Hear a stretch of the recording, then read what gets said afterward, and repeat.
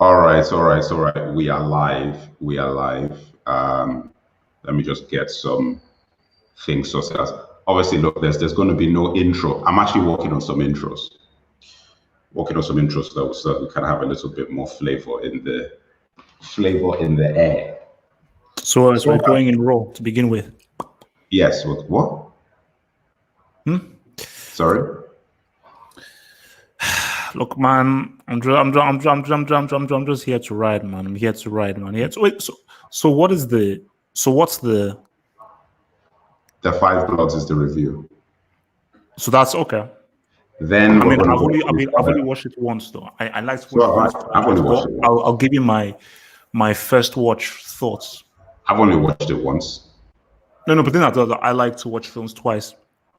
To unless if the film is really crap, then I only need one watch. But if the film is good, like okay, now let me just watch it twice because after twice you really get a better understanding of what the film's about. Yeah, but you know what? Look, it's a whole new country. It's a whole new world. Sometimes you can't watch things more than once. And sometimes that first induction, the first heat, is the truest heat. It's like the truest reaction, the purest form. You know, is sometimes the way that you've got to go. In my opinion, I mean, because obviously when you watch a thing a second time, then you're giving excuses and you're looking at things from different perspectives and you're looking at things from different angles, and it's not always the way it should be.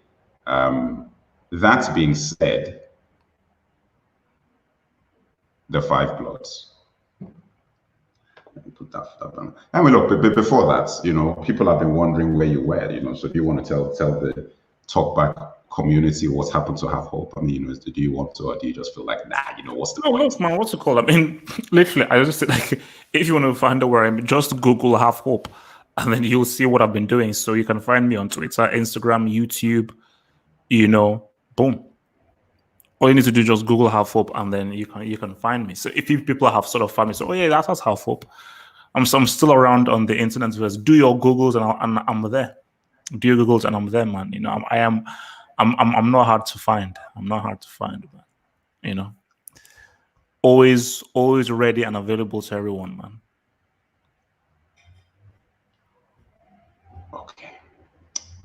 Well, let's get into this. Okay. So, first of all, what we're going to be doing, like, it's a once in a while thing where both of us reunite for these special talkback sessions because there's been a big vacuum. A lot of things have happened in these interim times. We've reunited on a number of occasions to talk about various things, but life has taken its toll. That being said, today we're going to be talking about a movie that we both have seen and we think is top quality. As Half said, he's only watched it once. So have I. I've only watched it once, but I usually only watch if really like a film. I typically do watch it one time. I mean, because of the natural impact that it has. I usually don't go and start watching a movie over and over again. It's not my style, but that's just me. But the movie in question is the Five Blood Spike Lee movie. That is the movie in question that we're going to be talking about today. Let me even put this thing up here.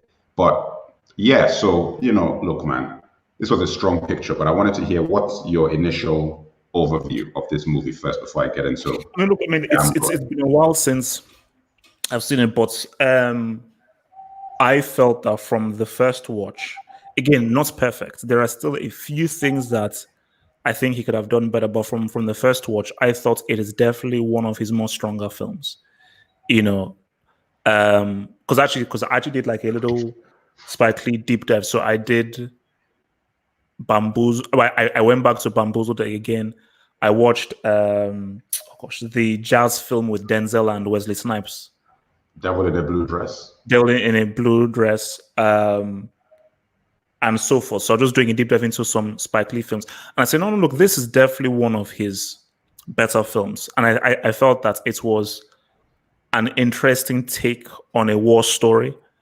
So let me just do the positive things before I go to the negative things. I thought the cast was good, acting was good. I mean, the star was Delroy. I mean, Dorinda stole the show. I mean, he was amazing, and like he's easily one of the best performances this year. But I just thought, just the way that the story was structured, I thought it was going to go a certain way, and it didn't. And I'm happy it didn't go the way I wanted, but at the same time, I'm a bit disappointed it didn't go the way that I wanted. But I think overall, just the way that the story the way the story was broken down, and the way that how just the kinds of events that happened in the story and how he made them happen and so forth, I just thought was interesting. I thought, it's okay. It's one of Spike Lee's best films. Now, is it one of the best war films? No. It's not Saving Private Ryan. It's not the first half of Full Metal Jacket. It's not Doctor Strangelove or any of those. And even I didn't even argue. I don't think it's even Hacksaw Ridge. But in terms of, I haven't even seen that movie. Oh, Hacksaw Ridge. Oh, so no. But I thought it was. You see, I need to just see it again. But still, from my first watch, one of not his. If you were to tier Spike Lee's films, so tier one of his films are, I would say, Inside Man, Do the Right Thing, Crooklyn. Then tier two, what? Malcolm X. That's not one of his best films. For me, I feel Crooklyn, Do the Right Thing, and Inside Man are better. Wow. Okay. So I would put I would put this because I watched Malcolm X recently, and I was like, it's not as good as I remembered it to be. And the thing about this is that because I just recently read the autobiography, so maybe it's because I read the autobiography and so forth, and I felt that because it was heavily based on the autobiography. You read a lot. I said that you read a lot. No, not really. You're an intellectual. No. So basically, it's like because it was so heavily based on the autobiography. I asked you a question. You don't want to answer me. You don't answer me. No. As I said, no. I don't read that much. But trust me, I don't read that much. Just threw that in there. His autobiography. So no. So basically, I think because it was so heavily based on the autobiography, I was like, it could have gone this way, could have gone that way. So I would still say this film is like tier 2 in Spike Lee's kinds of films. So I would put it in the same level as like his Malcolm X and so forth, but not his top tiers. Basically, it's not a Do the Right Thing, Inside Man, or Crooklyn, which I think are his best films. So I would say this is. Now it's difficult. Is this better than 25th Hour or not? Okay, let me get in there. So basically, look, I think this is definitely one of his best movies. As far as war movies go, of course, listen, war movies is probably the highest bar of films. It's probably the highest bar because I think that is the one genre that has produced the craziest films that we've ever seen. Your TV. Not really, what more than sci-fi? No, I'm talking about, when you're talking about critically acclaimed movies, where it's like Oscars and awards and, the acting and everything is on point. Because sci-fi, a lot of the times, you're not going to say that the best sci-fi movies have the greatest acting, the greatest performances, amazing music, amazing directing. Then what's it called? Period dramas or historical dramas. No, which is why I said one-off. Even period dramas, it's a conversation. Because when you're talking about some of the greatest films of all time, there are a lot of war movies in there. A lot of war movies. I'm talking about the greatest ever films, So when you think about it like... No. And I'm saying I don't think many people put...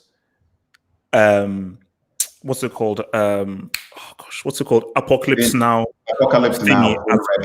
See, they call them the greatest war films. What? Basically, they'll call Full Metal Jacket, Private Ryan one of the greatest war films. They never get talked about as the greatest films of all time. In the conversations of the they don't get put in the same category as Lawrence of Arabia, Godfather. Lawrence of Arabia technically is in the same genre as war films. Lawrence of Arabia Technically, I mean, it's still a that's historical. It's a historical. That's a historical epic. Yes, I guess what you're saying, but it still got soldiers, it still got conflict and occupation and all that stuff. But it wouldn't go under the category of war film. Okay, look, as a category, war films have produced some of the greatest films ever made. As a category, okay, fine. The highest, you're going to go to drama. Okay, I can accept that. But I'm just saying is that as a genre, it has produced so many amazing movies that a film like this was always going to have a hard time breaking into that. I mean, like, you're not going to, you know, it wasn't better than the top 5 war films I've ever seen, you know. It just wasn't. Like, it wasn't even close to that. And it wasn't even really a war. I mean, it's not even really a war film. You know, I mean, it's an action movie. It's not during a war. It's not during a conflict. You see some clips of the war, but in fact, it is less of a way.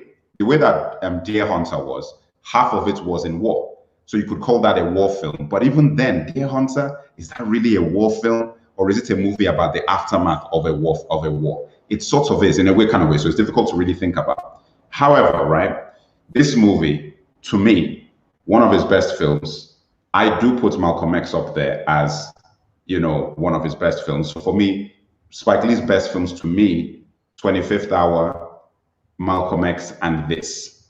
For me, Crooklyn, I don't remember. Do the Right Thing, I was never a big fan. So I mean, everybody, do the right thing. I'm like, you know, it was never really my thing. So I don't even really, 25th Hour for me, when I saw that, I still do not understand why nobody talks about that film. I still don't get it. Because I remember the time I saw it and I'm like, wait a minute, this is like one of the best films I've seen this year. And nobody spoke about it at all. No Oscar thing, no awards, no nothing. It just came and just disappeared. And I was very surprised when I saw it because at the time, I didn't know that Spike Lee could make movies like that. Obviously, afterwards, he did Inside Man and all these other things. But at the time, I didn't know he could. I thought everything he made was like on some ethnic thing or, you know, cultural thing or whatever you want to call it. Wait, what do you mean? So on some ethnic thing? Yes, like it was always like ethnic or black related. Why are you calling me racist? No. I'm just saying that's just an interesting term to use on some ethnic thing. Yeah, but it's half. You know, it's a free country, isn't it? Did you understand what I meant?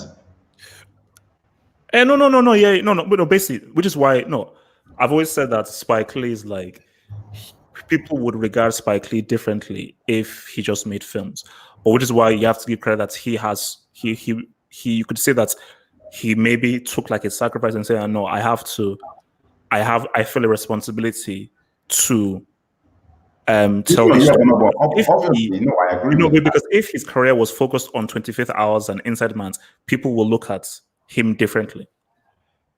Yes, which is how people will only start to regard Steve May after his career is done. Yeah, but at the same time, the racial movies he's made have a particular style to them that never really agreed with me. He just never agreed with me. So I was never really that big, you know. So I always acknowledged the quality of the films, but I was like, you know, I'm not really. Oh, sorry, I forgot Jungle Fever is up there for me as well. You know, and it's weird because the kinds of movies that I picked, there's a thing about them that is different from the other. Like Jungle Fever was surprising to me when I watched it because I'm like, yeah, this is just. He took a subject that is very controversial and just made an entertaining film out of it. And that was why I liked that movie, because it wasn't totally over the top. The topic, you know, like how you would see, you know, Think Like a Man, you know, Waiting to Exhale, all those sort of films whereby it's like just heavy-handed going at that the subject in the Black community. I like that. Jungle Fever was like, it's just a film that had that subtext to it of the interracial relationship. Yeah. Because Sam also says the Summer of Sam. Yeah. No, I'm going to go to questions. Yeah, we're going to go to questions. I just wanted to just get this stuff out. We're going to go to questions. Yes, you're right. Summer of Sam, but you know, Summer of Sam to me, I wouldn't put up there with those movies that I just named. But the thing about The Five Bloods for me was this, right? It took a very controversial topic that people don't like talking about, and it's still relevant today. about the fact that you've got Black people in America who make up the majority of the armed forces fighting for the country, even though they are a minority in the country. And they go over and die for America, but don't have the same rights when they get back home. And they're treated like second-class citizens.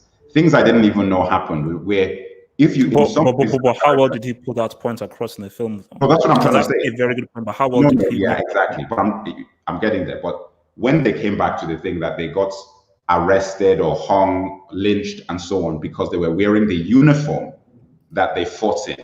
So they weren't even allowed to wear the uniform that they fought in to defend the country in the country. And that was one of the most bananas things about it. That was a good thing that they put across. And also the friendship elements, you know, between these four guys being able to come back and pay homage to their friend who had, I don't want to give spoilers, but it's a spoiler, passed away.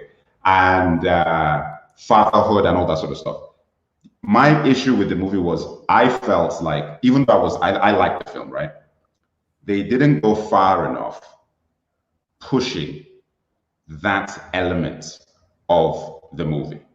I just don't feel like, I thought that it was going to go way further in talking about the idea that these guys are going out there fighting this war that isn't their war and doing it just for acceptance. And now they're coming to get what they're owed by getting this gold. I thought that that was going to be real quick before I forget, because I was watching interviews for the film, and I get that it was a stylistic choice that he wanted Isaiah Whitlock Jr., what's his name, Lester Freeman from The Wire, and Delroy Lindo to be old in the past, right? Yeah, in the past. But I feel that, especially what you're talking about with regards to getting that point across, which is like a key point of the story, how African Americans were disregarded to what they did. I think it would have maybe worked if you told it within two tangents, i.e., you really tell that Vietnam story with Chadwick Boseman and people of their age of Chadwick Boseman. Basically, you recast certain people of that age group in the Vietnam War line, and then the whole treasure hunt line is something separate, because that Vietnam part was, because obviously they couldn't really go deep because then guys were like, okay, wait, what? So he did it just enough so that people wouldn't be, because again, I was a bit confused. Wait a minute, but because we didn't really see it that much, I didn't really clock on. So wait a minute, so aren't they too? I didn't do it, but I just think that because that was such a key. That was basically, for me, that was one of the best parts cinematically and so forth. Was, I mean, for me, the best part of the film was when Chadwick Boseman made that speech to them in that little campsite, and you saw the first person to ever die for America was a black man. But because he didn't really go to town on that storyline, he didn't really hit that point home.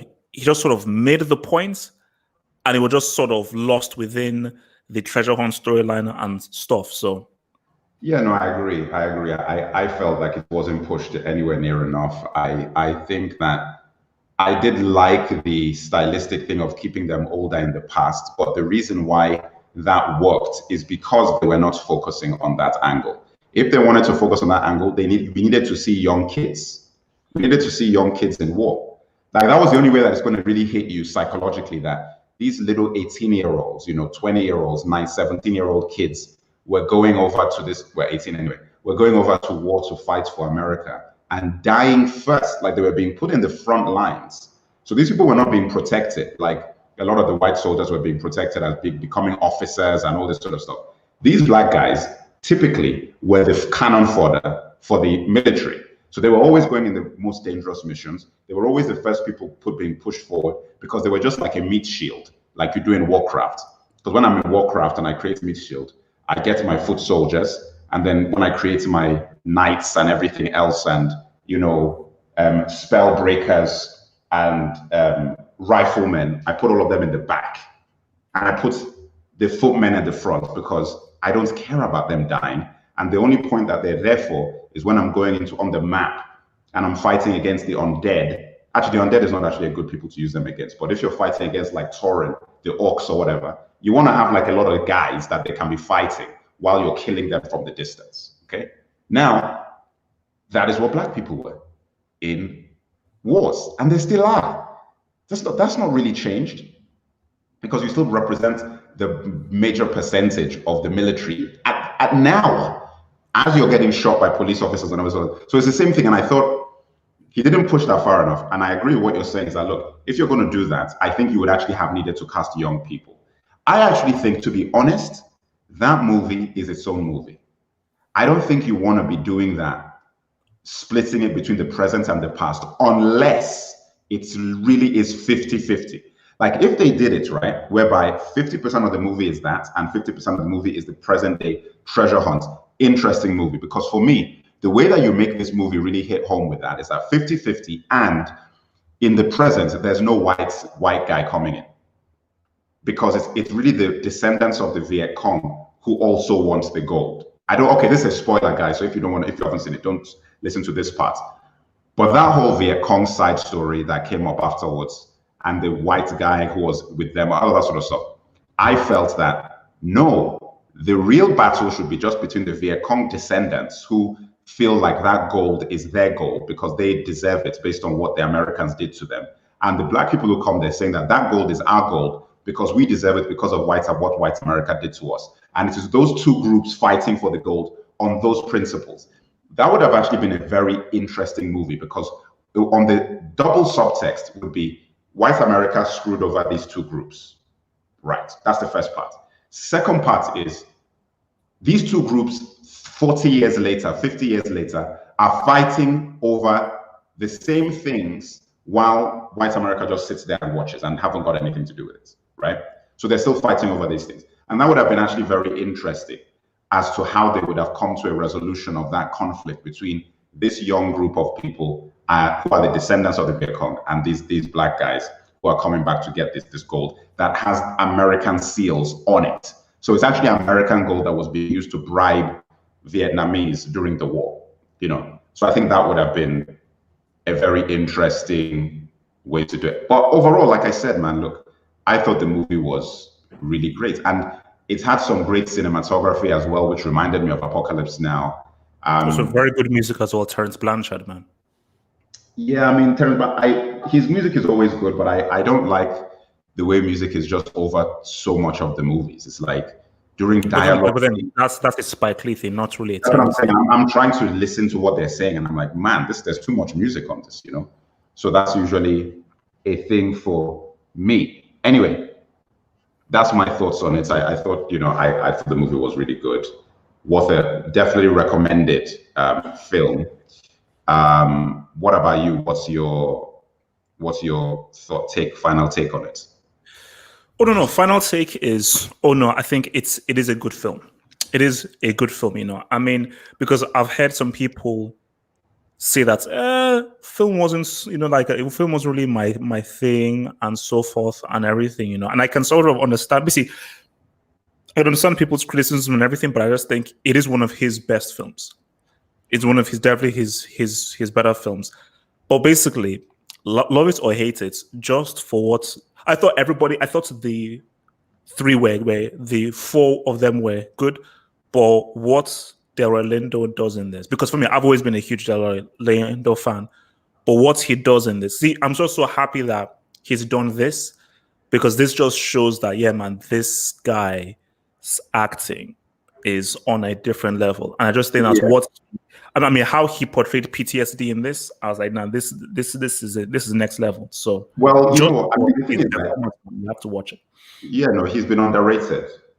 I'm also glad that he finally got a movie that a lot of people can see. I don't think he did anything that we've never seen before, but that's not to do with him. It's like, just the structure of the movie didn't really allow to really get, he would have obviously been able to do it because you had so many interesting things with his son and the scene with his son, and then he cares about his son, then he doesn't care about him, then he cares about all of that sort of things. It was all very interesting.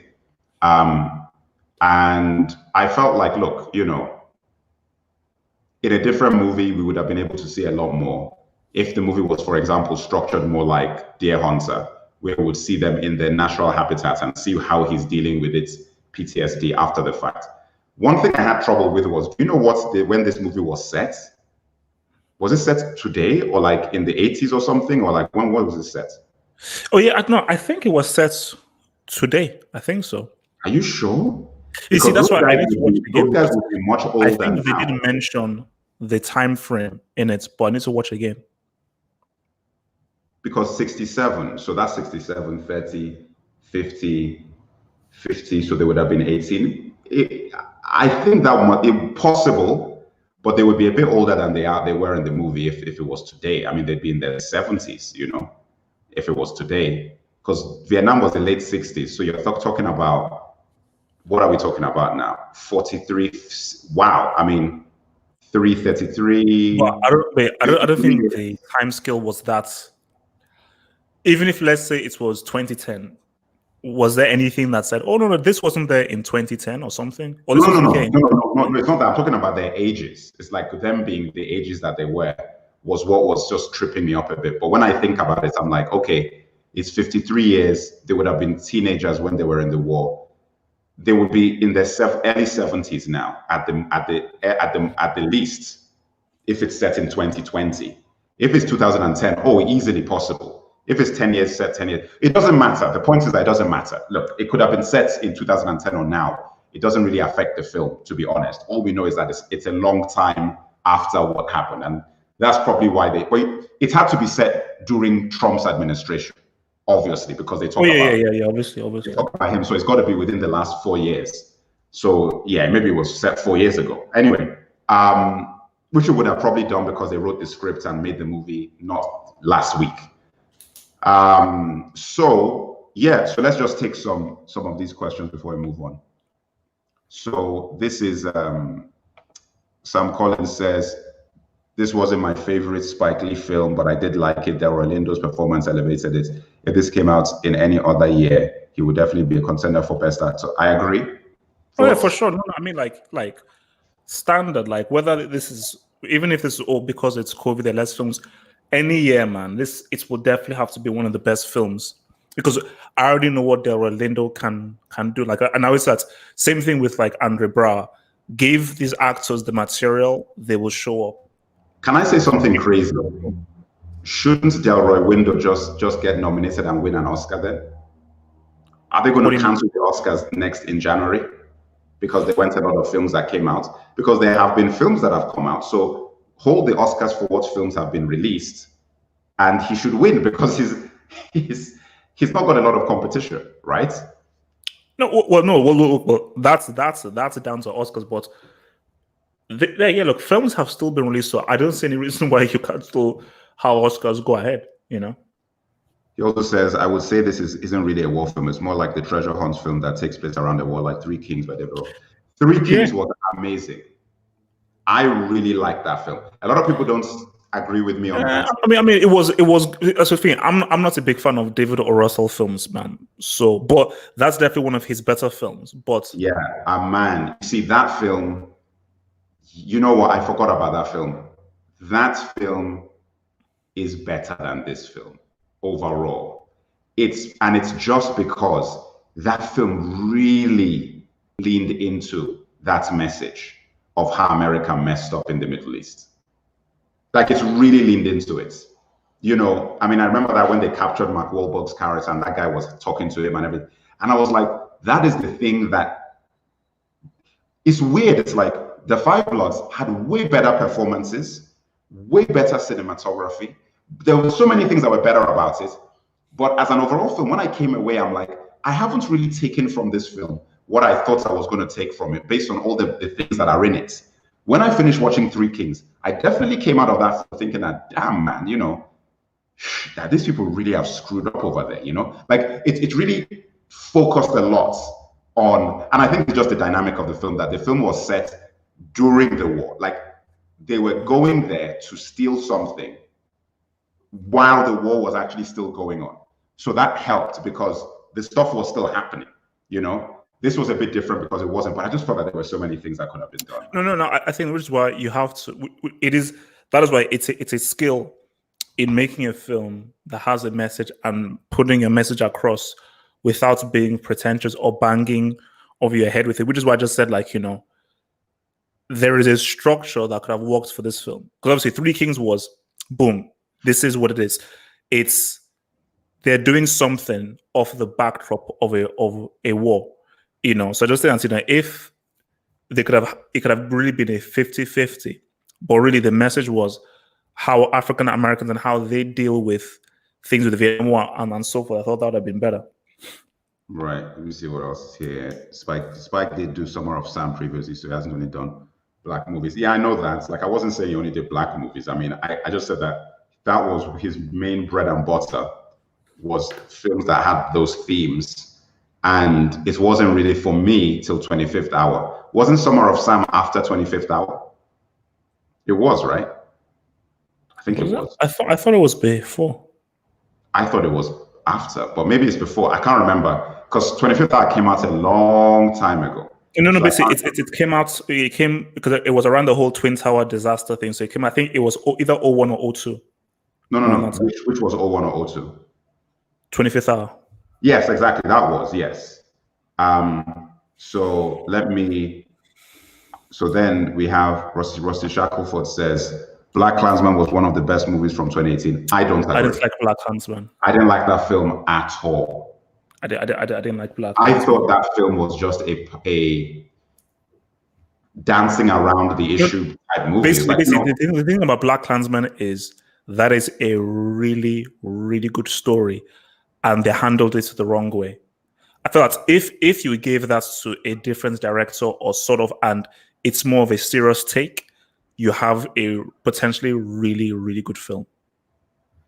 I just thought that their take on the film, their take on the story, nah, it just didn't work for me, you know. Yeah, no, I mean, I think, look, as a movie, it was a very difficult film. Again, well made and sort of good acting, but it just didn't. Nah, it didn't do it for me, man. Hold on 1 second.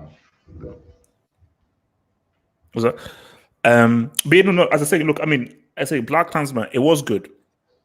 It was a good film, but just that, I just think that when you know that it's based off a true story and just how crazy the story is, I think that if, let's say, I was adapting it, you've got to take a different approach to it. And I think the approach that it was a bit too comedic. Yeah. So people were, you know, I mean, I just didn't, and I just said, look, you know, when you make the villain so ridiculous, it was like the Get Out issue I had with Get Out. It makes it very easy for the community that should be taking this seriously to watch it and just disconnect and act like this movie is about somebody else. But see, the difference is that, yeah, I agree with that thing, but Get Out is fictional. True, you're still talking about something rational and you can do it, but I can sort of forgive Get Out a bit. But the thing with this is that this actually happened. And this guy was really this guy's life was really truly in danger. So I think because of that, you do need a different tact with how you approach it. So yeah, but you see, and I think that, but that's the interesting thing. The truth is, all these people saying how much they love Black Klansman, a serious version of Black Klansman they would not like. Yeah. They just won't, because a lot of white people watching that movie, if that movie was really it's the whole Django Unchained thing. Yeah. They will not, white people, a lot of them will not be able to stomach a serious version of Django Unchained or a serious version of Black Klansman. It'll be very difficult, because when you make it seriously, you start showing how there's elements of these guys that are in so many people who don't think that it's in them. You know, people who just think that I'm not racist, I haven't got anything about me. You start doing these films in a serious way, people start looking at it differently. And it's like, yo, you know, hang on a second. This is actually reflecting aspects of me and my family members and people I know, people who I've turned a blind eye to, people who I've not called out, people who have not taken to task for their racism, so on and so forth. And then it becomes a much more difficult and uncomfortable movie to watch. And I actually think that that's the reason why the films are being made this way, because it allows the movie to actually even exist in the first place, because they wouldn't get financed if they were doing it the other way. And second of all, it allows audiences to watch it and not have to deal with themselves being reflected. You see, the difference for Conk is like Black people watching a lot of films that have been made about us with our image, right, over the century. We have no control over it. So they've made us the rapists, the killers, the villains, the drug dealers, the criminals, all of these sorts of things without recourse. so that when we're watching it, we're actually seeing reflections of our own selves and our community, but as bad people. You know what I'm saying? Because they're not making it funny. It's not a comedy. It's not always a comedy act. But yes, we're also comedians too. But the point is that there is no buffer for how we've been represented in media. In fact, so many movies were made in those eras, like the 50s, 40s, 30s, 60s, 70s, that were actually designed to make fun of you. Bamboozled showreel, that were actually made to make you look like bad and make you look like clowns and make you look like idiots. You know, for decades, hundreds and hundreds of movies made, you know, cartoons, TV shows. So it's so crazy when I see now that you're actually trying to talk about these issues from the other side of the fence, that people are tiptoeing around it and think that, you know, it's got to be funny and it's got to be bring people in. We can't be divisive. I'm like, what are you talking about? It's not being divisive to show the reality of what's going on. But the truth is, when you make films like that, people can't watch them because it's too difficult. Have you seen I Am Not Your Negro? Is that the Baldwin? Yeah. Thing? No. You should watch that. Why did that film just disappear? When you watch that film, you're like, you see, this is the sort of film that should be famous. Because that film didn't pull any punches. It just tells it like it is. And that's why that film cannot be mainstream. I'm Not Your Negro is the movie that should be mainstream, not Black Klansman, because that is actually really talking about, this is what your community actually is. This is how all of you guys are complicit in this, what is going on, you know? But it's very difficult to make that movie a mainstream film. Clay Davis, I have to give a shout out to Clay Davis, obviously, because she made me laugh. No. He always gets it in there. No, because he was saying that he was picking the right moment. He has to pick the right moment. But Spike was like, when are you going to say? When are you going to say? No. Look, I don't know when to say it. You know. No, he picked the perfect. No, he picks the right moment. Because I laughed a lot because I was like, I'd forgotten about that, and then he just pulled it out, and it was. Oh, no! I always say every time I see him in a film or expect, I know that he's always going to do it. So you know, so you're basically just waiting for when he does it. So no, it was funny, but let me see. I'm probably one of the few people who didn't hate me. Yeah, honestly, I was right. Summer of Sam came out before 25th Hour. Okay. Who didn't hate Miracle at St. Anna, which was Spike's World War II film? It had when did Summer of Sam come out? 99. Oh, really? So that's why I remember it coming out in the night. I think that thing came out in the 90s. But I said that had to come out before 25th Hour.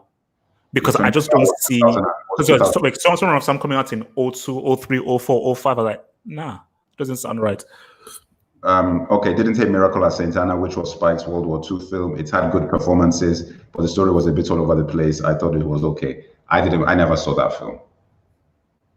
I don't know if you did. You? No. Let's see. Triple Front. Okay, saying them the 25th. Oh, you found out because they posted it in the chat. Because I was wondering, how the hell did you remember that? You saw it in the chat? No, because I didn't know what year it was, but I know that it came out. I said, nah, it has to come out before 25th Hour. And then obviously then said the year. All right, so let me move on to our next topic. We got 20 minutes left. Okay. So this is the next topic now. We're going to be talking about, let me get these banners sorted out. So basically, you know, look, there's been a lot of talk about Tenet's release. What are your thoughts? What are your predictions on this movie, actually? I just want to first of all, get your thoughts. Before I say anything, man, I don't think this film is worth getting COVID over.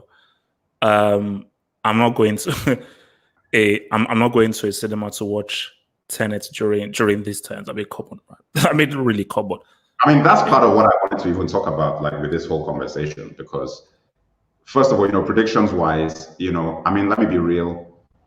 I'm not that excited like I usually would be because of the kinds of movies Nolan has released in the last, I don't know, 10 years, you know, since Inception, last 10 years, you know, I haven't liked any of the films. So Inception to me, I was okay. It was actually good ideas, but I can't come away from that movie saying, oh, no, great idea wasn't executed well.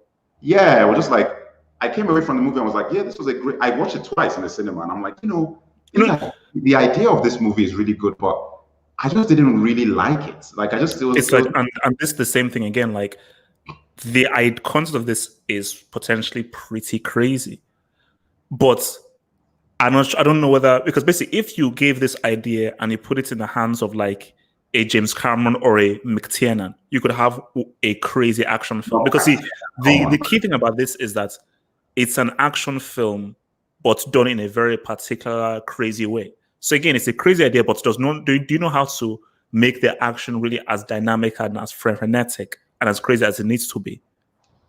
I would actually say that McTiernan I wouldn't call McTiernan the right guy for something like this. James Cameron for sure, Spielberg. Why wouldn't McTiernan be the right guy? You're just directing off a script. He's straight action. McTiernan's best films are just very, very basic premise, and then just let this guy do the action. And then the movie's amazing because of the characterizations. McTiernan is a character guy. Like, he's really about crazy villains, great characters, great one-liners, fantastic action, good intensity. That is all his films. None of his films do I call cerebral. The problem with Tenet is that you need somebody who's going to be able to convey the idea of the movie and marry that with action, which James Cameron is the best at doing that. Where it's like the high concept, aliens, abyss, True Lies, even T2. He's great at conveying high concept, but with amazing action. So you're watching, you're like, man, it's really intense. Spielberg, obviously, but there are not a lot of directors who can do that. And when I looked at the Tenet trailer, I'm just like, man, I've never really, Chris Nolan's action has never been great. There's no intensity to it. It's never really well filmed. Then you have the overindulgence of the dialogue and the concept. Just very pretentious. Yeah, just like you don't even care about the protagonists, I'm just like, I don't even care what happens to this guy. I'm now just watching the story because Matthew McConaughey, who cared? No, you see, which is why, because this is my real thing. Is like I said to myself that, oh wow, like it's amazing having a black guy. I think, remember, it's a point that you made that, oh, this is amazing having a black guy in a high concept film. But I would have preferred it to be like a Daniel Kaluuya or a Nate Parker or that guy from, I think is it Homefront or something. That's TV show. Nate Parker, though, haven't they? What? So that they've cancelled. Yeah, I don't know. Yeah, look, whatever. But my thing though is it doesn't actually matter you having a top actor in it because it's about the concept, not the character. So no one will always put the concept and the plot above the characterization. I agree.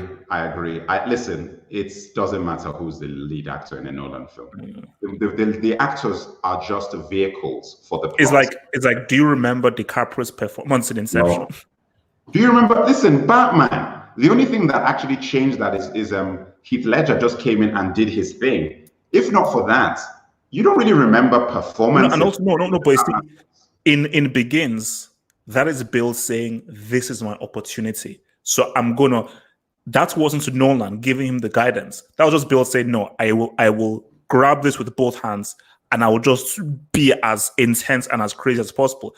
But Dark Knight, he was like, okay, fine, I'll just set back. But yeah, Heath Ledger was like, no, I'm going to just do my thing. So Nolan isn't a guy to get amazing performances out of people because that's not his thing. He isn't like a Scorsese who is about trying to get strong performances or Paul Thomas Anderson. He even really cares about that. I think that, I don't think Nolan is even going out there trying to get, I'm going to get a great performance. No. Yeah, because you watch the films, I'm like, those films, you know what? In all his films, the performance that sticks out to me is the Joker, Heath Ledger. That's it. I can't really look at any film, even down to Memento, and say that, remember the acting. Like Pacino were pretty. Pacino and Rollins were pretty good in it. Yeah. You know what? Yes. They were pretty good. They were Insomnia. Okay, so I'll but still, when you think about it, that's just great actors acting. No. Basically, in his films, Robin Williams was one of the strangest celebrities of all time. This guy was such a good actor, and I did not find him funny. Robin Williams, I don't find him a good comedian. Do you know what's so funny? I was doing like I was going on a YouTube binge, and I said, "Oh man, let me just look at Robin Williams." So I just did like 4, 6, 7 videos of Robin Williams, and I was like, "Man, this guy had a lot of energy, but I just didn't find him funny." But I just admired. So which is why I just said like, but what's also great about Robin Williams is like, how do you have this much comedic energy, but you're such an amazing dramatic actor, which is so crazy. It is very, you know what, when he committed suicide and everything, and I heard about that, people were surprised. But I wasn't surprised because I thought about it and I said, you know what, let me think about this. That guy was an amazing actor. And that showed, when you looked at his performances, that there's a lot going on with this person that we are not seeing. And maybe the mask was this whole crazy, zany, comedic guy. But in reality, he was going through a lot of angst and darkness because his acting was stellar. It was stellar. Like, you look at it from Good Will 1 hour photo. Fisher King, Dead Poets Society. 1 hour photo. 1 hour photo. I'm like, these performances have hope, are up there. These are not like, oh, it was okay. These are like, every one of those films, you're like, man, that was good. That was a good performance from this guy. He could have had a full-on career, a full-on quality career as an actor, getting awards, doing all. And I'm like, and it always blew me away because I was like, do you know what it's like? It's like our good friend, the racist man. What's his name? Mel Gibson. Mel Gibson as a director is. That was his calling. Basically, it's similar to Clint Eastwood, where see that's like difference. Where it's like that's is your true calling. The thing with Robin Williams is that his true calling was, but just as I just don't find him funny, but millions of people found him hilarious. But Robin was one of the guys where we were amazing at comedy, obviously for an audience, and you were amazing at dramatic acting. Mel Gibson was always an average actor. Eastwood, average actor. But their calling was directing, both Eastwood and Mel Gibson. No, but see, Clint Eastwood's directing, I think, is just very good. Mel Gibson is incredible as a director. He has vision. That's the difference. It's like Mel Gibson has like vision. Like he'll make a movie and you watch it and you're like, you go on a ride with it. Like you actually just watch it and you're like, man, this is a ride. This guy has created a new vision of this thing. That is something that is so rare that you think when I see Mel Gibson movies, I'm like, why were you ever acting? Why were you ever acting? Why did you just? It's one of those things where you just never know that you had that skill within you. So obviously, like you're Mel Gibson, you have the look and everything. Little Weapon is a huge hit, blah blah. And you're like, okay, look, let me just take up directing, and oh wow, I'm actually pretty good at having natural. I think it's like a Ben Affleck thing. Ben Affleck is a much better director than an actor.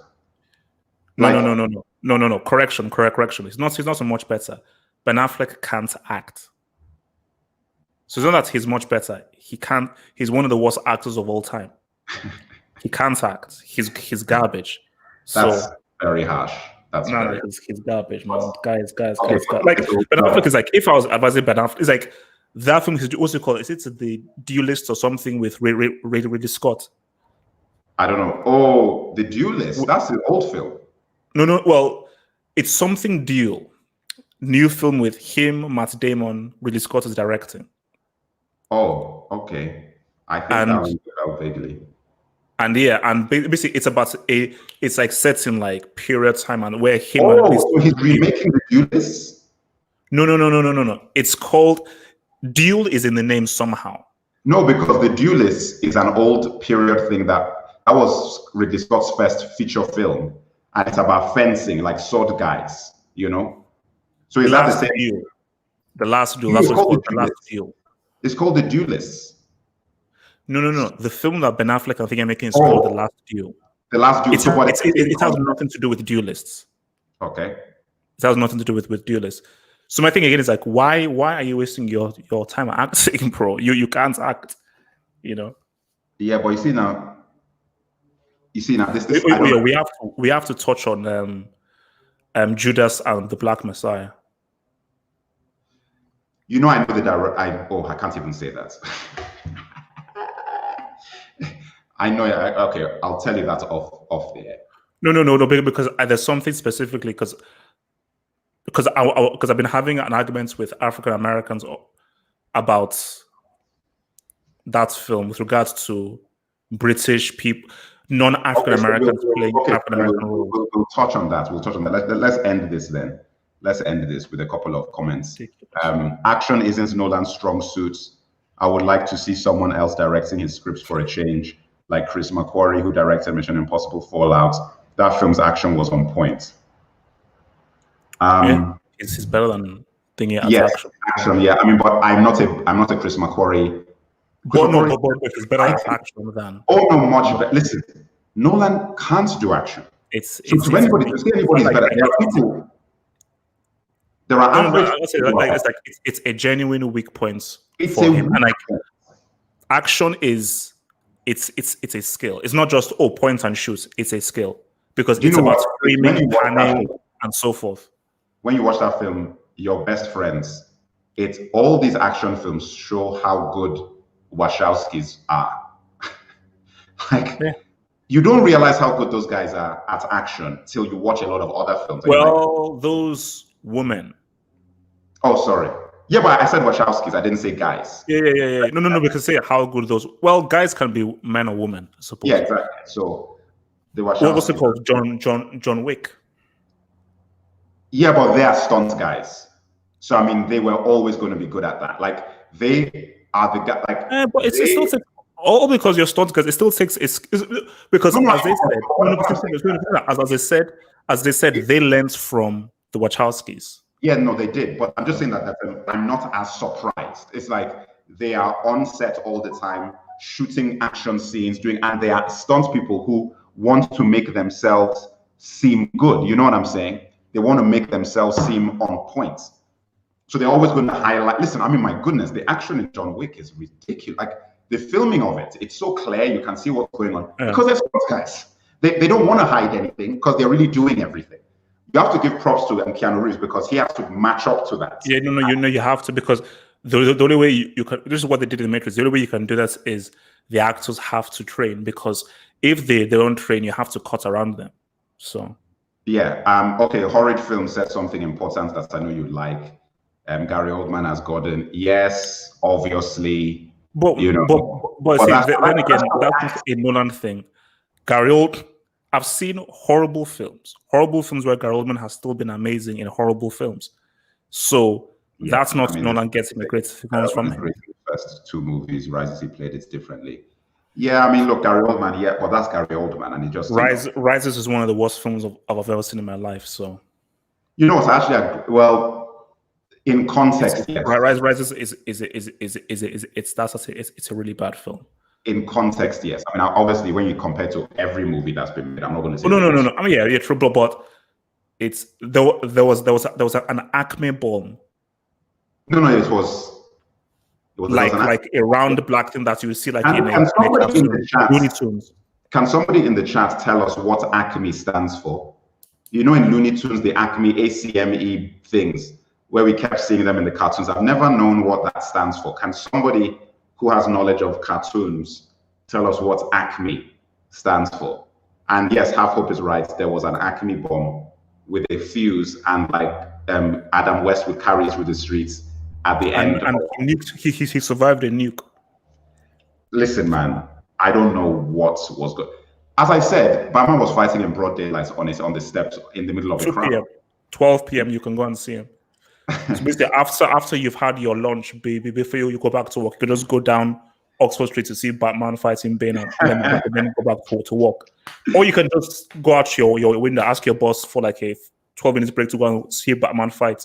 Do you know what's so funny about that? Is that at a point during that fight, there's guys who are rioting, and they look to the left and like, oh, that's Batman. Yeah. People look, there are points when you could go and help him out. Like Batman is like on the off balance, and then I mean, just terrible, man, terrible, awful. That was a disgrace. It was a disgrace. Awful. That's a disgrace. Oh, a company making everything. Thank you, man. Rusty Shackelford gets an award for that. You know, all my life, I've never known what that's like. Acme, a company making everything. Acme, and that makes sense. Acme bomb, company making everything. All right, so let's go, because you brought up a very good topic. Let me create a banner for that before we create banner. Okay, Black Brits taking Black American. Yeah, so we've got 5 minutes here, so we can cover this in 5 minutes. Add banner. And take questions. We have to cover it in less than 5 minutes because we have to also talk about Snyder cuts. Okay, let's talk about this. So, what are your thoughts? I mean, look, I have my thoughts on it. I think. Okay, so basically, so this lady on Twitter made this tweet sense. Why do all of our roles again have to be taken by foreigners who don't understand the African American struggle? Why couldn't they get? We have plenty of good African American actors. Why couldn't they get someone who's African American or someone from Chicago? Then I was in a argument and debates with people saying that it's about the best person for the role. And then I was like, no, blah, blah. This is important to us and everything. Then I said that you do realize that Daniel Kaluuya was racially profiled by police in England, where he had to strip and so forth, and he actually sued the poor police. And do you realize that your struggle isn't unique to yourself? But beyond and before that, this is acting. Abraham Lincoln is one of America's great presidents. Who was he played by? Daniel Day-Lewis, who did an absolutely outstanding job in doing that. So my thing is that, and this is the scary thing. And again, this is all because this is only some, because this is hashtag ADOS, American Descendants of Slaves. So this is a belief by a minority of African Americans who, so I say to them that, so you would rather an African American who wasn't that great an actor play this role, not do that great a job, but you would be more satisfied than a Black Ugandan Brit play it and do it superbly well. So basically, you would rather come on play a role than a Daniel Kaluuya play a role. I think that there's so many levels to this, though. It's a very complicated conversation because there's something that is going on that has been going on in Black America for a long time, and that's identity politics. And the idea that simply representing particular groups within the Black community or just Blackness and so there's levels. First of all, it's your Blackness. Then it comes to how Black are you? Then it comes from what community are you and all of this. And as long as you tick off these boxes, people seem to be okay. Where we've talked about the Kamala Harris thing, we're not going to bring politics into this too deeply, but where like you don't even have to tell people what you're actually going to do for them. And in film, you don't actually have to be that good an actor. All that matters is that you represent the right group. Now, that is a very slippery slope to go down because where you start ending up is it becomes very easy for you as a community to be manipulated. For example, to get you into the cinema just because they put a particular face on the cover, because they put a particular person on that is a problematic situation to be in because the reality is this, right? Then this is why I said it's complicated. I agree. It is I do not want, as a Nigerian, for you to be doing a Nigerian story and then to cast like an American guy to come and play a prominent Nigerian figure instead of giving it to a Nigerian actor who would get the accent correct, who would get the ideology correct, who would embody it. I would have a problem with that. So I completely understand. It's like, imagine me sitting in Lagos and they're making something about or something, and they cast like some American guy. Like I would feel, what are you doing? Like why can't you get a Nigerian to do this? I would think that's how you'd feel. I'm telling you. Listen, remember Idi Amin? Okay. So if they got like a Denzel or a Nate Parker or someone to play in and he does the accents and everything well, you'll be like, nah, man, why didn't they get a Nigerian to do it? I would say that. Nah. I would say that. I would say that they get a Nigerian. It's acting, man. acting. This is the thing. This is the thing, right? I'm going to break down some basic points here that are very controversial, but it's just basic points. So the thing is, we're not a monolith. We're not, right? As Black folks, we're not. The problem that I see happening, and the reason why people like Daniel Kaluuya and everybody get given, all of a sudden, there's it's Black guys who just get every Black role, is because of this idea that only so many of you can get it. They're not actually looking for authenticity or looking for lifting other people up and giving them roles and giving them careers. It's just like, okay, Daniel's in now. Whenever we have a Black role and we need to finance a movie, we just go to the go-to guys, and they happen to be these guys like John Boyega, Daniel Kaluuya, and whatever, and we just will make them work for the role. So John Boyega gets to do that race movie. Remember that movie he did about the Detroit? What? Detroit. Then you do this movie and you're casting Daniel Kaluuya. It is strange. I'm sorry. I know what you're trying to say, but I'm like, that doesn't make sense to me. I'm like, you're in America. Like, why is that whenever you cast these major civil rights guys, you're always going to David Oyelowo was Martin Luther King. This guy is like the guy in Detroit. This guy is the guy. What is going on? I don't get that. And I'm sitting there like, if I'm an American and I'm sitting in this place, I'm like, wait a minute, what? And the reason is not what they're thinking. You see, the reason is twofold. Is that, first of all, the reason why those guys got their breaks is that Black Brits are trained better in acting than these guys are. They are trained way better, you know? Way better. So automatically, they come in the gates better trained as actors. So they are likely to get the first roles, the breakout roles in Star Wars or whatever it is that they're making. They're going to get that first because they actually happen to be better trained. Once they then break in, what happens is that the door is closed on everybody else. Like we don't have to say this about white actors because there's thousands of them. There's so many opportunities. But for this group, it's like when you're a Black guy or a Black woman, even worse, there's only so many things and there are only so many opportunities you're going to get to even get in movies or TV shows. So once you're in, you're the it person. And that goes for the writers, it goes for the directors, it goes for the producers, it goes for everybody. You're just the it guys. And all of a sudden, every opportunity that comes up, they just give it to you because they need a Black face to tick off a box. And they are sure because they're like, listen, Daniel Kaluuya is going to get us tickets sold. Why is he going to get us tickets sold? Because he did X, Y, and Z before. Why did he do X, Y, and Z before? Because you gave him that chance.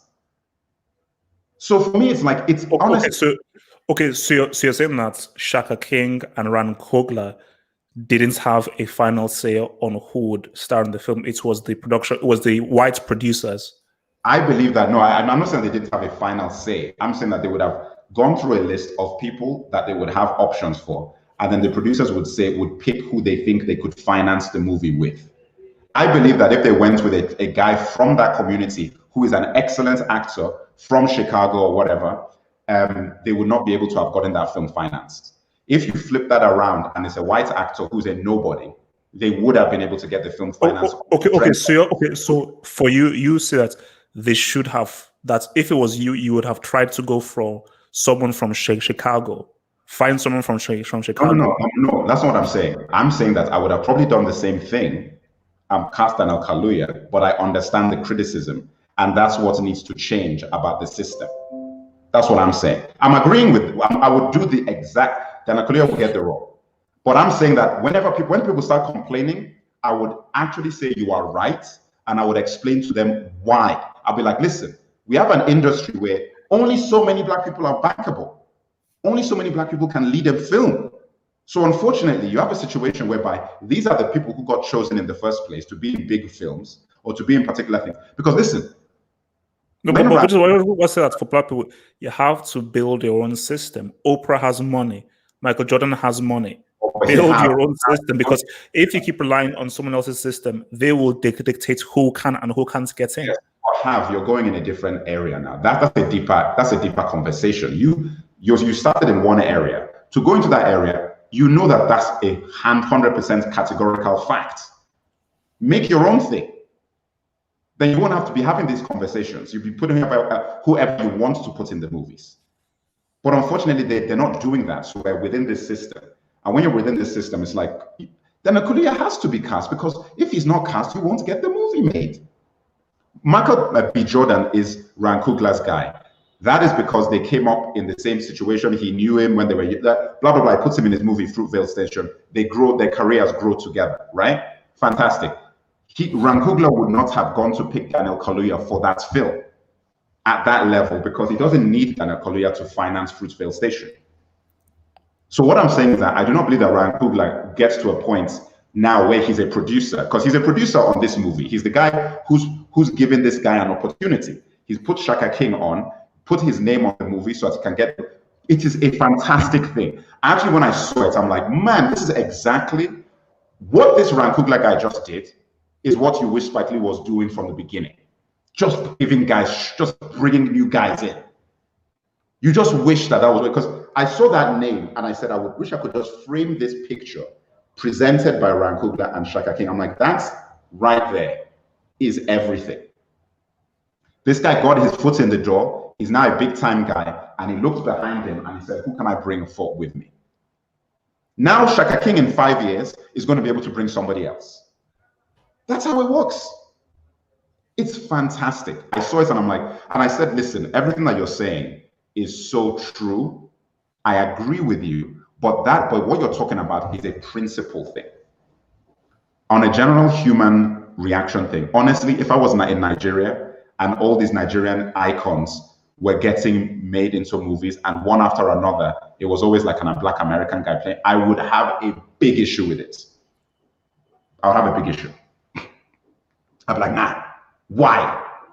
100, and even whether I'm wrong or right, emotionally, I have a big issue. So for me, for Black Americans, they're just like, wait a second. What? And listen, it's not about quality. There are amazing Black actors of slave descent in America, in those communities that have not had a shot. We know this. Oh no! It's true. It's just no. I guess what you're saying, because look, I said again, I look at Nate Parker. I look at the guy. I've forgotten his name. The guy in Moonlight. I can't remember his. There was a guy in Moonlight. The guy who's also in the Homeland TV series. I still think that Isaiah Washington was obviously because of that whole Grey's Anatomy thing, because that was a really good actor who, again, his career got derailed. So like there are many. It's just that for me, I feel that I put British, by the way. Who? Homeland black guy, David Harewood. He's British. He's not American. No. Homecoming. Okay, I haven't seen that. Okay. Yeah. That guy's around. So basically, no. For me, I put Daniel Kaluuya like right at the top. Like I really rate him. I'm like, this guy, he's the guy. If you look at Sicario, Widows, Get Out, I'm like, no, this guy is the guy. He is the guy. You know? Yeah, no. So I just think the guy is of his age group, one of the best of his age group. Yeah, but that's what I'm saying. But you see, you're not getting where I'm coming from. He is because of what you're picking from. I'm saying that because of the way the industry is, you're not even allowing the possibility of finding the Black De Niro. There are so many of them in America, it's ridiculous, falling off the truck. They've never had a chance. That's what I'm trying to say. I'm like, the reason why you're saying what you're saying, you are right. But the reason why you're right is because there are only so many that have been allowed to even get through for you to see. You remember what Chris Rock said? True equality, and listen, I'm not a Chris Rock fan, but he said something so good, is when Black people are allowed to be bombed and fail and still succeed and get more chances. That's when you have real equality. Because white people can do that from today till tomorrow. They can do a flop today and do a flop tomorrow and still get a third chance to come back. They can be average and be successful. We're not allowed to be there. We can't be average and be a huge success. Even Chadwick Boseman, right? You look at Chadwick Boseman. I'm like, I'm not like a big, huge fan of his, but he is still a good actor. We're not going to say that he still needs to be a particular level to get there. Yes, I feel there are better actors out there, who could, but he's still a good actor. There is no, name me one Black actor who is successful that's trash. I can't think of one. None of them are trash. No, but again, that's never going to happen, because if it's if people control, I think as a system, they dictate the rules. So they'll allow their people to feel mental because no, we own this. You know, so again, it goes back to the point that I was making from before.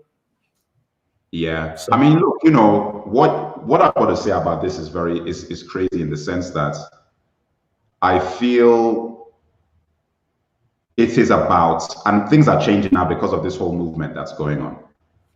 But I think it's about getting the community into a place where we're doing, wow, man, a lot of guys are coming in here. Dean Classic, I remember. Kevin Hart is pure trash. Okay. Is getting yourself into a place where we have enough choice.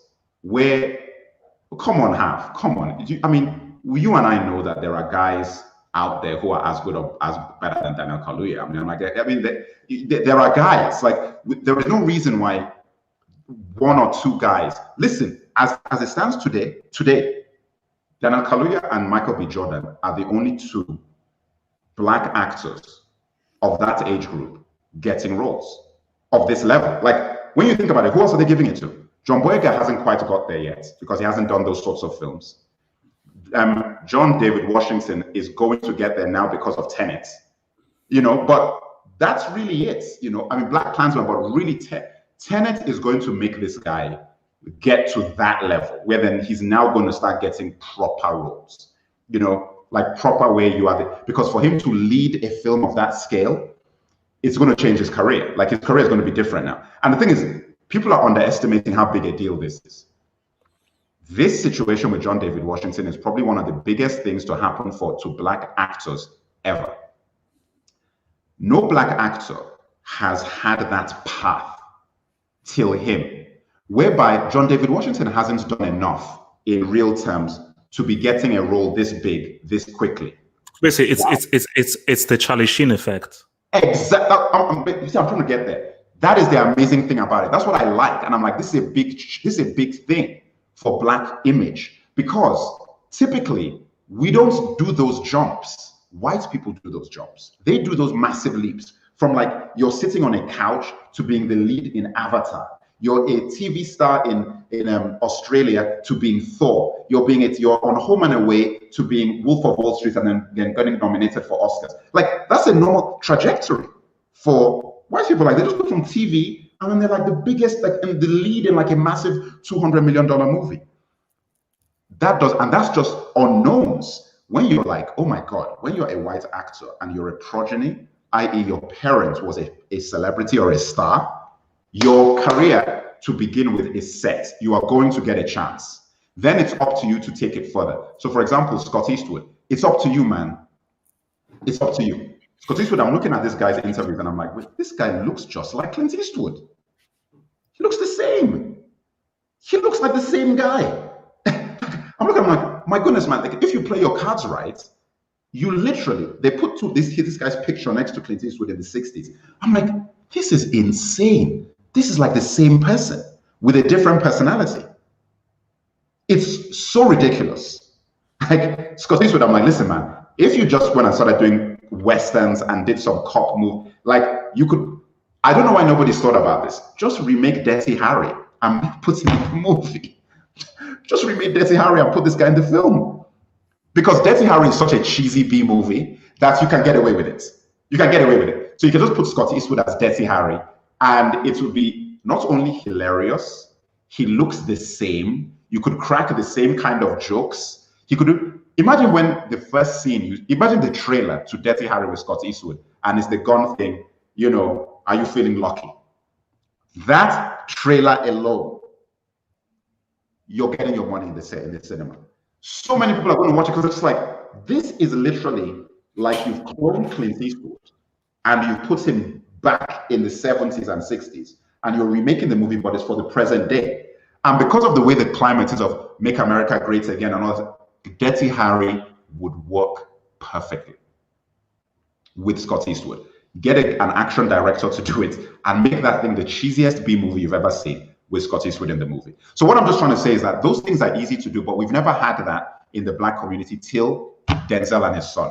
Denzel and his son is like, you're looking at a guy who, you've got Denzel's voice, you're a good actor. He's not like he's not Denzel's level, obviously, but he could get there. We don't know. Maybe he's going to get there. But you're good enough. You're not rubbish. You've got the look. I mean, he looks like his mother, but like you've still got a movie guy face. Like you can still be in films as a lead, right? That is amazing. And then they put you in a Nolan film as the lead actor. This is going to be the first time we're going to get that Charlie Sheen effect. We're going to get a guy that your father's legacy is now has jump-started you. So you will now get that thing. So he's now going to be able to do the things that his father wasn't able to do when his father was his age. Because when Denzel Washington was his age, he was not going to be cast as the lead in those sort of that level of film. John David Washington now can go from Tenet to being the lead in major $100 million films. That's a big deal. And that's going to open the door to other, because a lot of young kids are not looking at John David Washington as like, that's weird. It's not weird to them. It's like, this is Denzel Washington's son. So of course. And second of all, it's like, we're in a society where it's not abnormal to see Black people in lead roles. So he's really going to knock the doors down. That's part of why I want Tenet to be successful, to be honest. I mean, I'm being real with you. You know I'm a Nolan guy anyway, but this is like deeper than that for me. I'm like, man, I really want this thing to work out, because this is going to really set us as an image of Blackness in a different sphere. Where that who cares that he's Black? That's the beauty of it. Like, it's got nothing to do with the story. That's why it's so good. You watch those trailers, it has nothing. He's not cracking those stupid jokes. You know, typically when they put a Black guy in the role, he's got to crack a joke. Hey, man, you know, he's not cracked one of those ridiculous jokes in any trailer. He's just a guy. That is fantastic. And I think that is a big thing that nobody's talked about, is that this is one of the first films where they've cast a Black guy and they've not marketed it on his Blackness. What's this guy named Tyrese Gibson? What about Tyrese Gibson? Come on, man. Look. So that's what I think about. Listen, the point I'm saying with that everything is that all your points are correct about your perspective.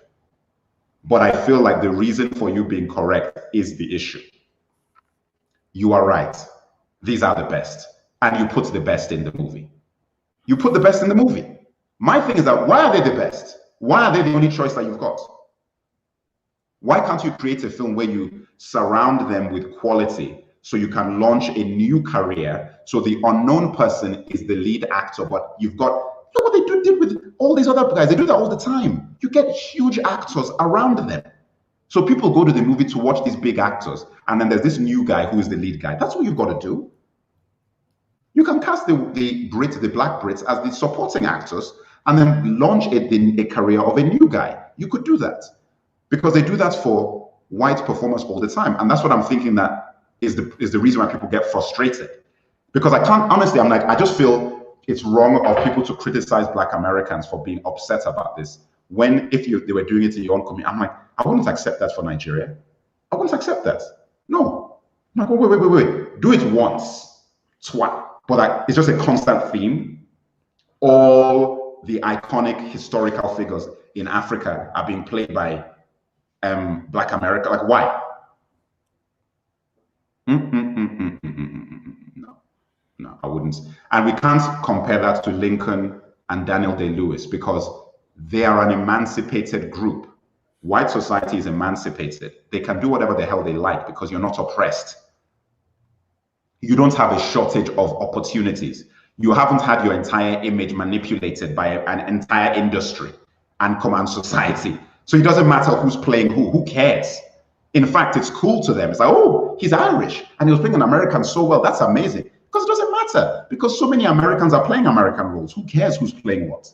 You know? But for us, it's like when you have 2 roles in the year of mainstream movies, those 2 roles take on a whole new significance. They take on a whole new thing. In next year now, of the major Black lead roles, this entire movie is one of them. It's just one of them, because they're not that many. In any given year, there's what, 3 or 4 major lead roles with a Black actor in them, where it's a major movie, 2 or 3 even, maybe even less. So you can't be looking at that and being like, well, you know, whatever. Because I'm like, no, Therefore, those things and who you're putting in them take on a whole new level of significance, which flip back to what you said of like, you've got to do your own thing. You've got to do your own thing. All right, let's move on to the final thing before we get out of here. Prediction, Justice League Snyder Cut. This can be 2 minutes long. Thoughts? I don't care. Snyder is a garbage filmmaker. Snyder Cut is a garbage. Batman v Superman is one of the worst films I've ever seen in my life. Justice League is one of the worst films ever made. People who enjoy Snyder Cut, that's all cool too, but I'll just be real to you. I have zero interest in this. I won't be watching this. I want nothing to do with this because the very core of these films are crap. So again, why should I care about the core of this film when I didn't like Man of Steel. Man of Steel wasn't a very good film. Batman v Superman was a horrible film. Justice League was a disgrace of a film with or without a new cut. So for those who are waiting for it, okay, good, congrats. I mean, I'm sure you're happy. But for me personally, don't give a damn because Snyder is a garbage filmmaker. Damn, that was harsh, scathing to the point, you know. Listen, man, I couldn't care less about the Snyder Cut. I couldn't care less. The only thing, and I've said this in the other episode that I put on, the only thing that matters to me is that a director gets to do his movie. He gets to finish his film. That's it. On that, I'm like 100%. You've got to let this guy do what he was going to do. You hired him. He should get to finish it and do it exactly the way he wanted to, so we can see his movie. Because you've already once you've made the decision that he's your guy, don't then remove him and then put some other director in, and then you get some hybrid film. And I don't ascribe to that. That is the only factor that I'm like, you know what? It's nice that we've heard all these stories about directors getting removed from films, and then you get the film and they get labeled as in it's their movie, but it wasn't really their film. Like Rogue One being one, for example. I think it's just really unfair. So that is the only thing. Other than that, how can this film be good? Like how? Like based on the materials we have, like what unless you're writing a completely new script and you're doing a completely new thing, how do you go from what we know we had with Batman v Superman to a great Justice League film? I haven't got a clue. It can't happen. If the very core is, if the core was pretty good or something, yeah. If the core is like Blade Runner, that was still a decent film. Then it's got a lot better once you remove the voiceovers and you streamline the whole thing. But when the actual film itself is horrendous, you can't go from a horrendous film to a good film. That's impossible. I don't, because I'm like, you're going to just throw Darkseid in there. You know what I'm saying? It's like, how do you just, Darkseid is such a huge thing. How does that be a part of the film? You see what I'm saying? Like, I don't understand how you, listen, I heard that, what's that guy? Steppenwolf is still in the film. I'm like, wait a minute. It's a mess, man. It's a mess. Yeah, I mean, I don't understand. Because I'm just listening. I'm like, wait a minute. And his name is Steppenwolf, right? I'm thinking the first thing you would be doing is removing that character from the entire film. Like, I thought this guy's gone. So when I was looking at, I saw an image that came up, right? And it said the real version of like the real image, you know, compared to what we got in the Joss Whedon one. And the real image looks good. Have you seen the image, the Snyder's version of Step? I don't care. Like that's why no. I'm like, listen, it took me about 5 minutes to figure out what I was looking at. I'm like, wait a minute, what is this? So my thing was like, wait, hang on a sec. Why is this character even still in the film? Because if Darkseid's in it, then that's all you need. That's all you need. That's a huge villain. So I thought, and this was the thing that I thought that was going to even make this film somewhat like, okay, you know what? The real villain you wanted was Darkseid. And this guy came in and they didn't want to put Darkseid because of the way you were going to do it with flashbacks and nightmares and hallucinations and things, which I thought would have been interesting, actually. And you were going to bring, you remember Teen Titans, that comic? You remember that? Did you read that comic I thought they were going to do something like that. And I was like, that would be very interesting because that comic arc where, spoilers, okay, Batman died, Robin couldn't save him, a lot of the Justice League were killed, Superman, I think they killed they killed a lot of guys in these twisted sort of, Earth got invaded by this crazy villain who built a throne for himself in a skyscraper. It was an amazing 2-comic arc. Wish I could never get the second part of it, but I saw it later, like many years later.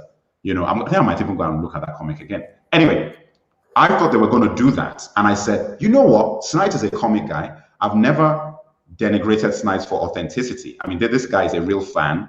He does fan service, you know. Yeah, he has some skill. Sorry? No, he has some skill artistically. No, he has a great film. He, to me, created the best Batman so far, you know, visually anyway. Like, you know, I just think it's the best Batman. So there's a lot of things going for him that I said, if that's the direction he's going in, that would be actually very interesting, of that sort of twisted nightmare stroke reality take on Darkseid attacking the Earth and the Justice League. When I'm looking at the leaks and the thing, I'm like, wait a minute. So how does this Steppenwolf, whatever the hell his name is, fit into that?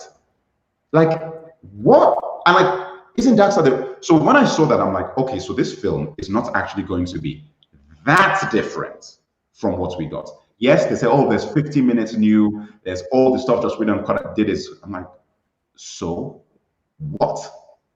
So what? It's such a strange thing. And the fact that people are so, and listen, what blows my mind about it is the number of people that there is now camps, the pro Snyder's Cut and the anti, and there's like a battle in fandom over the, I'm like, what are you guys fighting over? So people are not allowed to not want to see this. People are not allowed to think. I think no, people just want to argue. I think people just want to fight. It's just boring because again, it's like I think that's the whole. Like again, it's like okay, fine, you like it, cool. People that don't like it, all right, it's fine. Just that people just like basically tribalism. People are very tribalistic. So okay. Somebody says Sam Collins just put an interesting point here. We're supposedly trying to build up Darkseid like Marvel did with Thanos. So Steppenwolf was being used as the Loki Ultron role as the warm-up villain.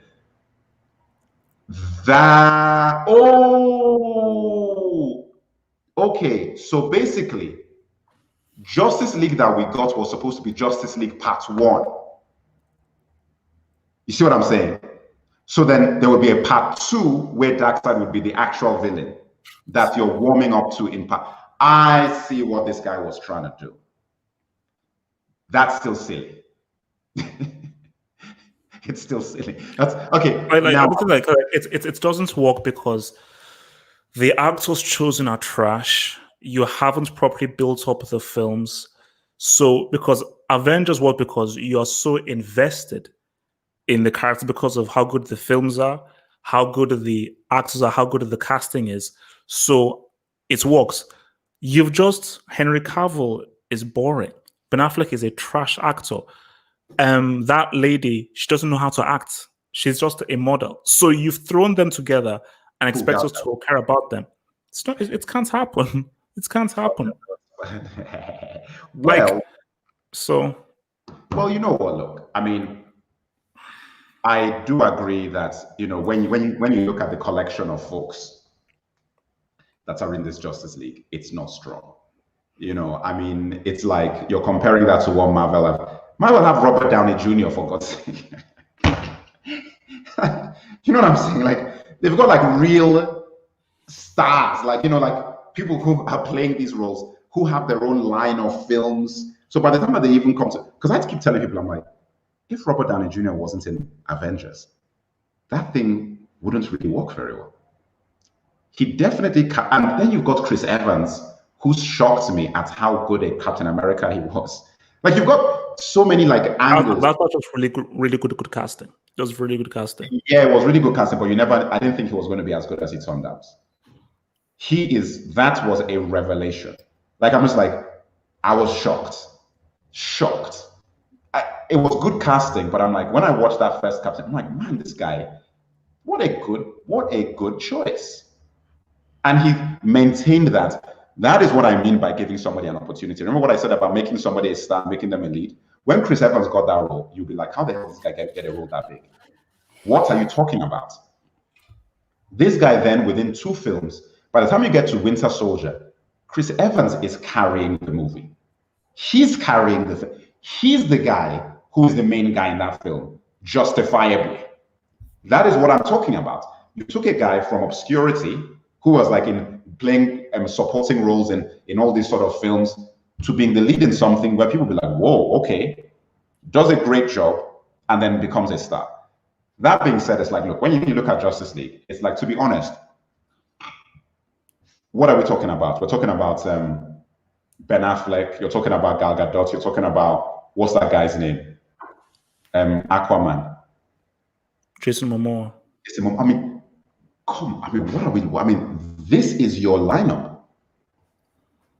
It's going to be hard. It's going to be hard going if the filmmaker isn't taking a lot on their shoulders and creating something that is so compelling that you're not really even thinking about the characters, the actors who are playing the roles, because the thing is just so damn compelling. So, for example, it's like the reason why John Wick works is that you've got Keanu Reeves doing action, and it's Neo. So it's like you can then fill it with all these other amazing stunt guys, and you're selling a particular brand. The problem that we have with this thing is that, listen, you went very hard on them. You went hard in the paint. But the truth is, none of these guys are great actors. That's the bottom line. It's like none of them. And some of them are actually bad. So it's like you're looking at it and you're like, wow, how are you going to generate the level of just anything when your base isn't solid? Gal Gadot is supported so. Listen, when she's in Wonder Woman, fantastic. Do you know why? The director, Patty Jenkins. She was still crap in Wonder Woman, by the way. Just that. The film was good. No. But she still has to say the lines. So you still have to say the lines. That if the director elevates the movie and surrounds them with, listen, Chris Pine, like Phantom of Hope said, Gal Gadot made Chris Pine look like Marlon Brando in Wonder Woman. Listen, I watched Wonder Woman and I'm like, I didn't know Chris Pine was so amazing. And then I thought about it and I'm like, yeah, it's because he's opposite Gal Gadot. That's why because Chris Pine in that movie, I'm like, wow, this guy is really amazingly good. I'm like, yeah, because look at who you're acting with. So what I mean is like, look, if you don't have the same lineup that you have in the Marvel movies, whereby, listen, Marvel films, they are actually getting very good actors to come. They're almost taking a step down to go and be in a Marvel movie. They're taking a step down. Like a lot of those guys, listen, no matter what you say about War Machine, it is Don Cheadle. So no matter what you say, that is Don Cheadle we're talking about here. A very good actor. Well, no matter what you say about the sidekick, the guy who kicks sides, Falcon, what's his name? Anthony Mackie. Anthony Mackie is a good actor. No. Look, the main thing is you put Zack Snyder. There's a difference between Zack Snyder being basically, it's bad because Snyder is literally the head of everything that you're doing. He's spearheading your entire universe. Whereas like Marvel was like, okay, we'll have the Russos do this. We'll have Joss Whedon do a bit of that. Jon Favreau will launch this. Joe Johnston will launch this. So it's a nice mix and match, but also you've just picked really good guys. How you pick Zack Snyder to be, this is now the guy who's doing Justice League, is doing Batman v Superman. Come on. Come on. And I think basically because the issue people have is that, because I'm a DC fan, I feel obligated to. So, well, no, you shouldn't feel obligated to do it. Judge it on its merits. Is this a good or a crap film? Forget about, no, I'm a DC guy, so I'm anti-Marvel. No, shut up, you moron. It's like, is this a good or a bad film? Forget about whether you're a DC fan. Like, I'm a fan of Spider-Man. Those Spider-Man films on the Raimi were garbage. Amazing Spider-Man 2 was a horrible film. And I'm a big Spider-Man fan, but Amazing Spider-Man 2 was a horrible film. So you have to call it as you see it, So, and like, look, huge Batman fan. Ben Affleck as Batman Wait a minute. was that. Amazing Spider-Man 2 was Fra, baby Fra. What? Amazing Spider-Man 2 was Jamie Oh, Foxx. yeah. Basically, Jamie Foxx. No, that was that from. Yeah, I mean, look, it's true. Look, I mean, I'm not even. This guy said TALKBACK is still alive. Yes, we're still alive. Look, you know what? It's at a point, at a point, and this is why I say some fans are jokers, because that they accepted this is amazing to me. At a point, the same man did Superman, was in line to do Batman, and was doing Justice League. If that is not the sickest thing you've ever heard in your life, Zack Snyder at a point had already done Man of Steel. They debated doing Man of Steel 2, then he got Justice League 1 and 2, and was in line to do the Batman film. I've said I think he should have done Batman because I think his Batman was amazing in Justice League. But still, the idea that you're going to ride the entire DC universe, or rather, the main fulcrum of the DC universe, not the entire universe, but the main fulcrum, Superman, Batman, and Justice League, on the same guy. What are you thinking? What are you thinking? Even if it was an amazing, listen, if that was Spielberg, I'd still say, hey guys, chill. You know, I know it's Spielberg, but you're not going to give him like every character. I would say that about anybody. Nolan, James Cameron, Ridley Scott, everybody. I'd be like, hey, come on. You can't give the same Batman, Superman, Justice League to the same guy. Yet, you didn't even pick a guy who is of that renown. You're going to give that to Zack Snyder, who the movies before that those films, it wasn't like he was knocking them out of the park anyway. So I'm like, what are you doing? Why are you doing this to the DC universe? Like that, to me, the fact that DC fans and comic book fans saw that, I was like, yeah, man, cool. You guys are clowns. You're clowns. Like that is ridiculous, because you're almost risking everything on one dice roll. You're putting everything on one dice roll. Like, yeah, we're going to roll the dice of the whole DC universe on one dude. And look what happened. Once that slips, everything is screwed up.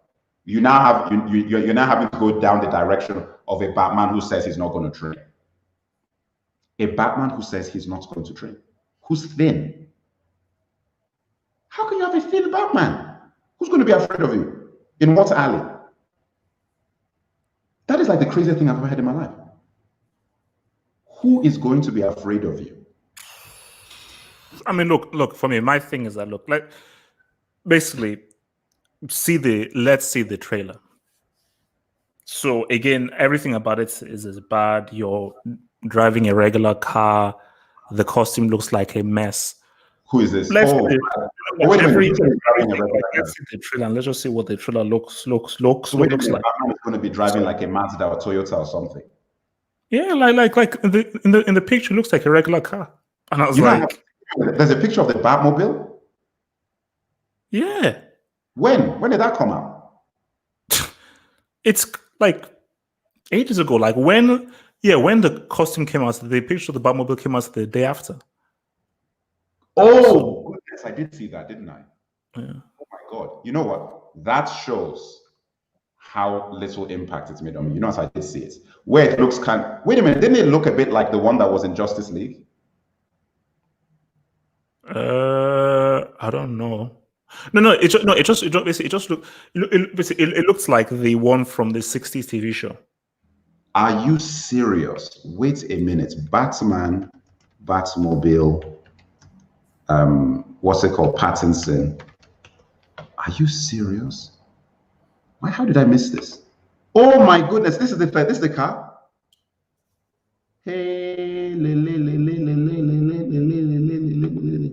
this is the. I'm going to put something on the screen, and I want you to tell me if this is the car that we're talking about. I'm going to put something on screen.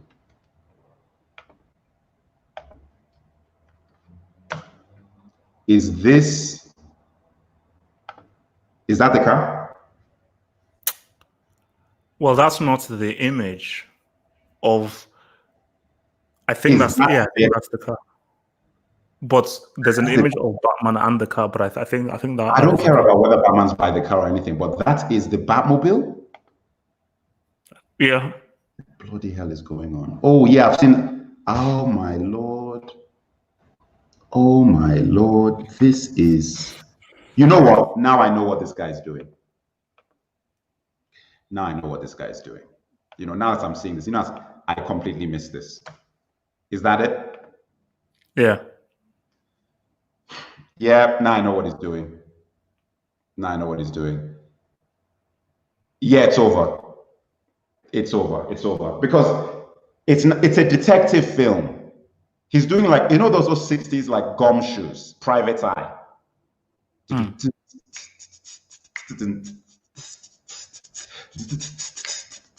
You know that sort of thing, right? That's what he's doing. Batman, but updated. That is what we're in for. It's over. It's over. Because I was like, wait a minute, how are you allowing this guy not to train? Of course he's not training because he's Magnum PI. That's why he's not training. Now, as I said again, show the trailer, let's see what's going on, and then let's because let's just see moving footage of what this thing looks like. Listen, we're going to see. But however bad it is, it can't be as bad as Ben Affleck being Batman. So no, sorry, I'm not with you on that. I'm sorry, I'm not with you on that. My favorite Batman so far on film, Batfleck. Ben Affleck's Batman so far. Based on action and the suit. Nah, sorry, that's okay. Well, maybe that's for me. That's not enough. Nah, that's not enough. I'm not talking about enough. I'm saying it is the best so far. No. And there is no reason for me to be looking at this, what they're doing with this gumshoe Batman, you know, that is now making me say that's just going to be better than. Basically, the Batman thing is first of all, like, it is a really good, cool suit, and it was a very well filmed fight scene. That's it. As far as the dialogue, the acting, the aura, nah. Yeah, but the point, but it's like the same thing we said about, okay, you missed the big epic Batman comparison episode I had with the Chosen One, right? And we're talking, when we got to Val Kilmer, we got to the Val Kilmer, and guys, you should go and watch that because it was actually a good debate. We went through all the Batmans. When we went to, and who was the best Batman and best Bruce Wayne. So when we got to Val Kilmer, we said that, you know what? Val Kilmer was actually very underrated as Batman. And in my opinion, we actually came to the conclusion that Val Kilmer's Bruce Wayne was the best Bruce Wayne. Because we didn't even think, I didn't think that when I started the episode. By the end, I was like, you know what, Val Kilmer's Bruce Wayne was actually, when you take all the Bruce Waynes, he's the best one. No. And his Batman isn't ranked as low as I would have thought. It was just the movie he was in wasn't good. So what I'm saying is that the Ben Affleck Batman, I think if for example, if Snyder had a good script and like had somebody else working on the dialogue and all that sort of stuff, I think that would be. I mean, that some of those scenes, every single scene with Batman was on point. All of them. Like I'm just like, so I don't know. Even when he was wearing that ridiculous metallic suit, just the way it was, I'm just like, he made this is the Batman. This is the Batman I wanted to watch. In the action scenes. Yes, I know that you're talking about the Bruce Wayne. It is what it is. It's Ben Affleck. You know, I mean, this is what it is. But I really felt sad when I found that Snyder wasn't doing Batman. You know, portrayal of Batman even remotely close, faithful. ICQ presents in no way, shape, or form was Ben Affleck's portrayal of Batman even remotely close, faithful to the character. What are you talking about? Did you see the warehouse scene? Did you see this sex slave rescue in the catacombs? Did you see those scenes? What are you talking about? I don't understand that statement personally. Let's see what Travis is saying. Travis 122. I was thinking movies with puzzles, riddles that needed solving, like Seven or Die Hard with the best Batman detective movie that makes. Travis, you have hit the mother lode. You know what I said that from? I've been saying that from the beginning of Talkback. If you go back to some old talk, remember when I said that, like an old Talkback video, I said that Batman to me is 7. That is when you've actually really made a Batman film. Is 7. And the film has to be R-rated. That is Batman. If you just took 7 and you replaced that with Batman and Robin, can you imagine 7 where instead of Mills, wait a minute, Mills is Brad Pitt, right? Okay, whatever. Or is it Morgan Freeman? No, I think no, Mills is Somerset is Morgan Freeman, Mills is Brad Pitt, and John Doe is Kevin Spacey. Okay, so imagine if an older Batman, is Morgan Freeman's character, Nightwing stroke Robin is Brad Pitt, and the villain is John Malkovich. No. I've always said like if you give Batman to David Fincher or Aronofsky, well, he was you have a great Batman film. But Aronofsky had Batman, and he was going to do something really weird with it. And that's the thing about Aronofsky; he will just make it really weird. It'll be interesting, but it'll be weird. I think David Fincher is who should have done a Batman film because his sensibilities are just right down the line of what Batman is. Oh, look at all of David Fincher's films, just these twisted psychological thrillers that, like, it just because what people understand is that Batman has no business being in the Justice League. Like, yes, Batman, as one of my friends says, Batman is a street level character. Like, he is about Gotham City. He can't fight aliens. He's not a genius. He's not a master tactician. He's none of those things, man. What kind of jewelry are you wearing? Is that African jewelry that's on your wrist? Gold?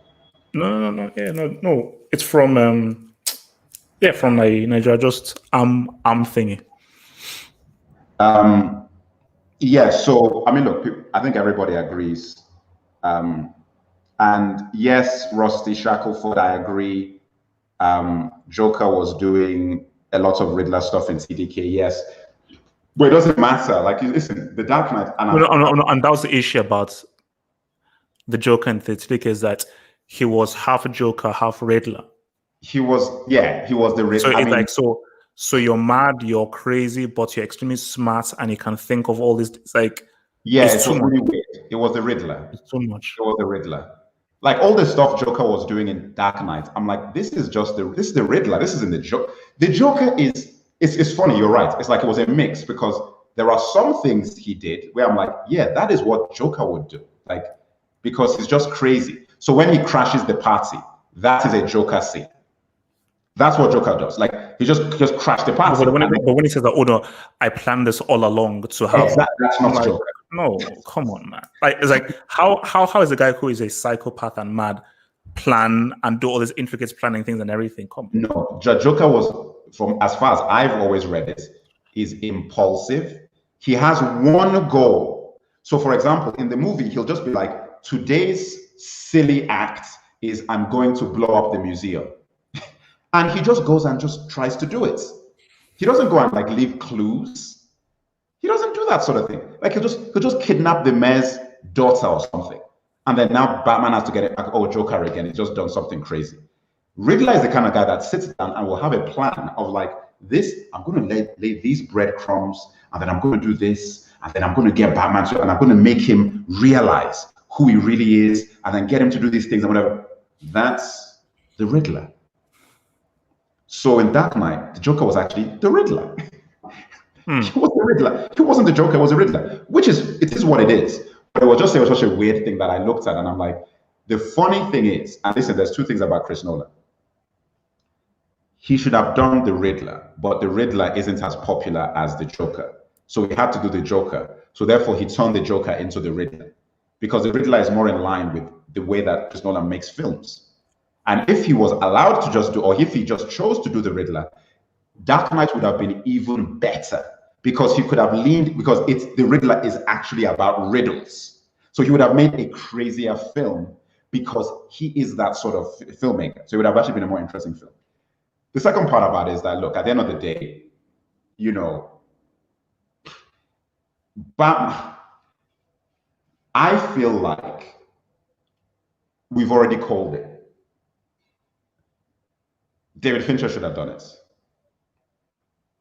You know what I'm saying? Like, I think we already called it that. It's a David Fincher movie. Let me see what this guy's saying here. Will Rob, do you think Bane from TDK could take out Killer Croc from Suicide Squad? What do you think? It depends what Bane. If it's a Tom Hardy Bane, all you need to do is just bring. No, he's specifically saying TDK, Dark Knight Rises. No. Well, all Killer Croc has to do is just bring Marion Cotillard, and then Bane will start crying. So, okay. Look, I know you want to insult them, but I think he's. Well, it's true. Like, if you can find Marion Cotillard, then that's his weakness. So. Okay, without Marion Cotillard, just fight for fights. Killer Croc and Suicide Squad versus Bane. Oh no, then Bane would win because he's a better fighter. Okay. So. Well, Killer Croc is technically not even human, so you know.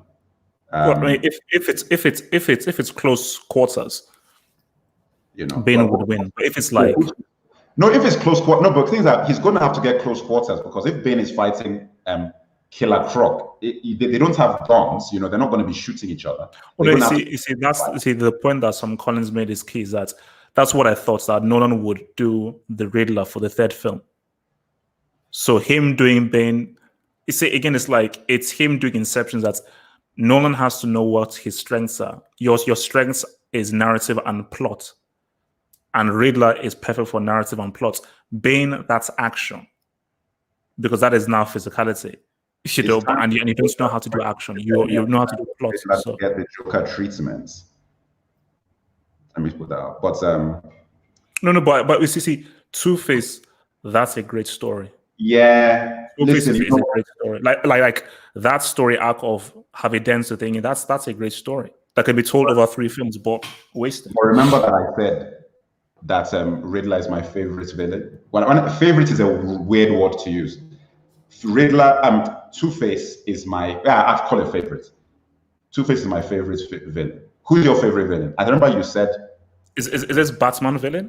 No, all villains. Mine is Two-Face. Or is this comic book villains? Comic book villains. Oh, Venom. Good call. You remember what Phantom said? Venom. And not the Spider-Man 3 Venom, the actual comic book thingy Venom.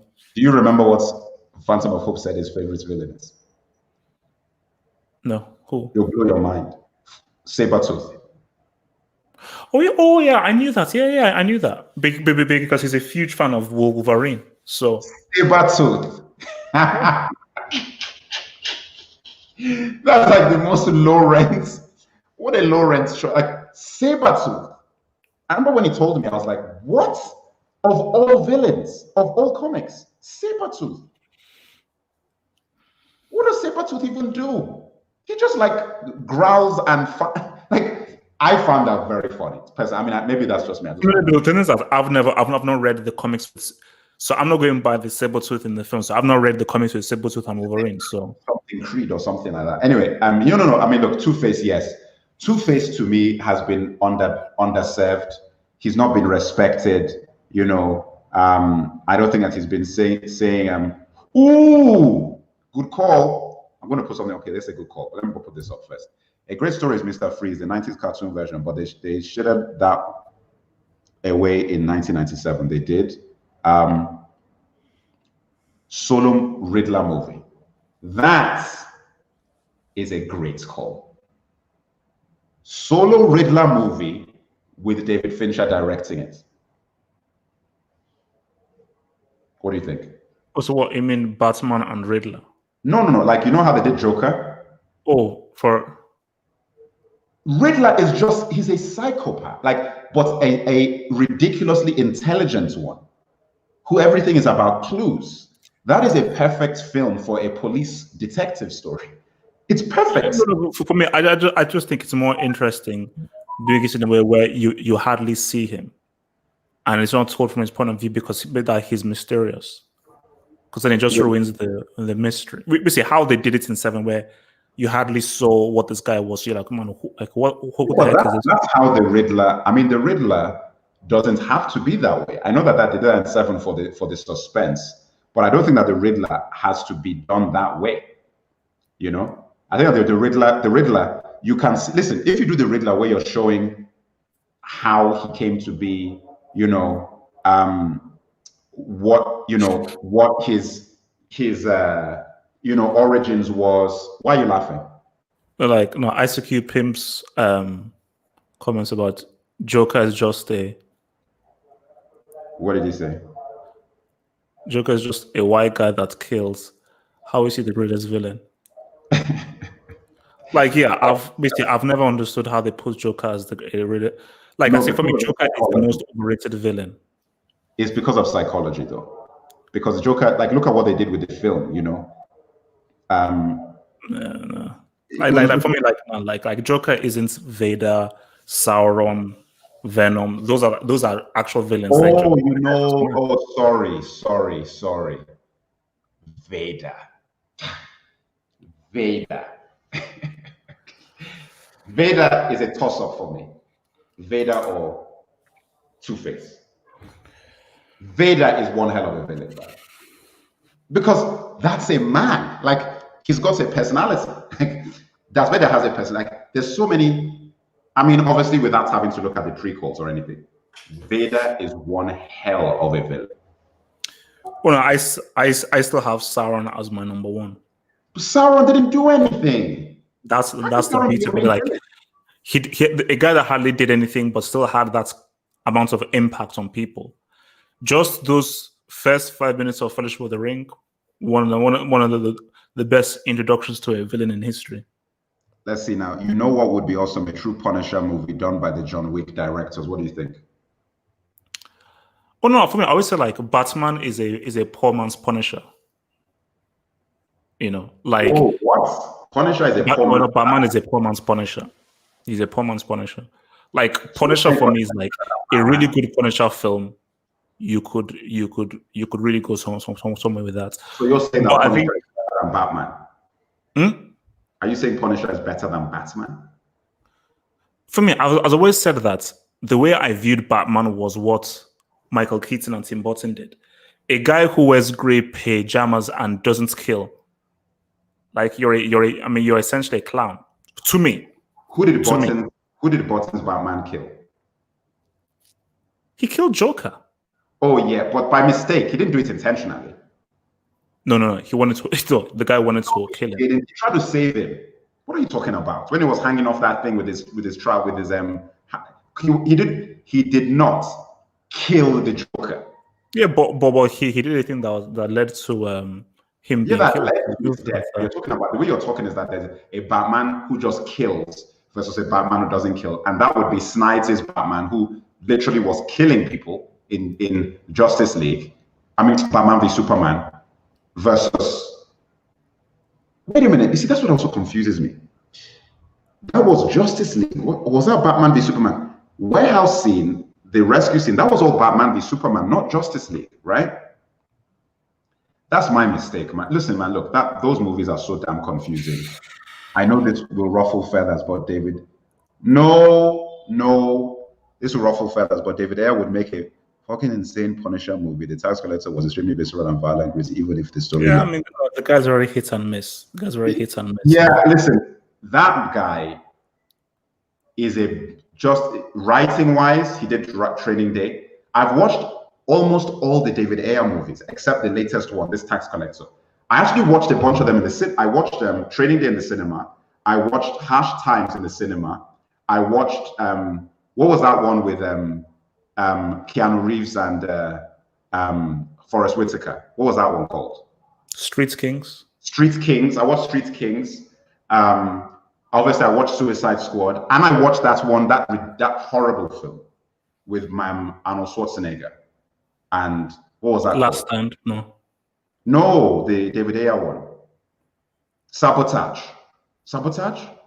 Wasn't it called Sabotage? What was the guys? Do you remember the movie with Arnold Schwarzenegger? That was it called Sabotage? Just somebody put it in the chat. Listen, man, this guy, he makes the exact same film. And then he also did that film with Night of Watch with Jake Gyllenhaal. And what was it called? Jake Gyllenhaal, and who else was that guy? You remember that movie? Do you watch that? Well, you know the movie I'm talking about, right? I've heard of it, but I haven't seen it. It's always these two guys. It's always partners, whether they're criminal partners or police officer partners, going into some horrific ghetto. Some action, something goes wrong, and then it's real time, like over the next 48 hours, or the next 2 days, or the next 24 hours. Then everything goes crazy. All of their family gets shot, or they get killed, or they lose their friends. And I'm like, you're literally making the same film over and over again. Even down to that movie, I think it was Sabotage. I don't know what it was. Sabotage, yes. So End of Watch, yeah. And it's just the same thing. So when I go into Tax Collector, I already know. Listen, guys, I'm going to tell you what Tax Collector is about without even seeing it. This guy is a tax collector for some criminal organization, and he has a partner, and the partner has a family, but the family partner guy isn't as crazy as the other guy who doesn't have what the partner has. So the partner has like a kid and he has whatever. And this crazy guy is like, man, I wish I was you. I wish I had what you got. But I've lived such a crazy life and I've made all these crazy decisions. So I've gone on this path. But, you know, and then as partners, he is the guy with the kid is the only person who understands this crazy psycho guy. He's the only person who can calm him down. He's the only person who this crazy psychopath guy takes seriously and won't harm him. But suddenly, during the course of this film, a decision gets made and things go crazy. And then it ends up that this psychopath guy starts dragging this guy who has something to live for into his own crazy world. And then in the end, this crazy tax collector guy has to protect this guy because this is the only person he cares about, and he has to make sure that he gets back to his family. And then everything goes crazy. And the tax collector guy is guaranteed not to survive the film. He's got to die. And the only person that walks away at the end of the film is this other guy who has learned something from this crazy experience and then wants to walk away from the crazy life. I could be wrong on some of those points, but that is the basic template for every single David Ayer movie I've ever seen. It's just the same movie. I'm like, dude, what's going on? And how are people constantly coming out and making comments like what Will Robe is saying and saying that this guy should go? I'm like, come on, man. It's like the same film. Unless you want that film, that template to be the Punisher movie, that's fine. And listen, let's be real. That template as a Punisher movie would actually be good. But for me, it's because I've seen you do this so much. I don't particularly want to see it again, even if it's in the guise of a Punisher film, because it's just the same movie. He also did Fury with Brad Pitt and Bright. I did like Bright. You know, what did you think of Bright? It was all right. I mean, didn't think it was as bad as people thought it was. Interesting. I thought the characters were interesting idea, and I thought it was all right. Not great. Tracy, if you're bored, all right, it's pretty cool film to watch. You know, Batman is just a glorified cop, and Joker is just a glorified criminal. This is from ICQ Pim. People the world over watch cop shows. Batman is a glorified cop. I'm tired of glorified cops and they're glorified criminals. Yeah, you know, but I think he's really just Dirty Harry. He's a glorified corrupt cop. I think that's what he is, you know.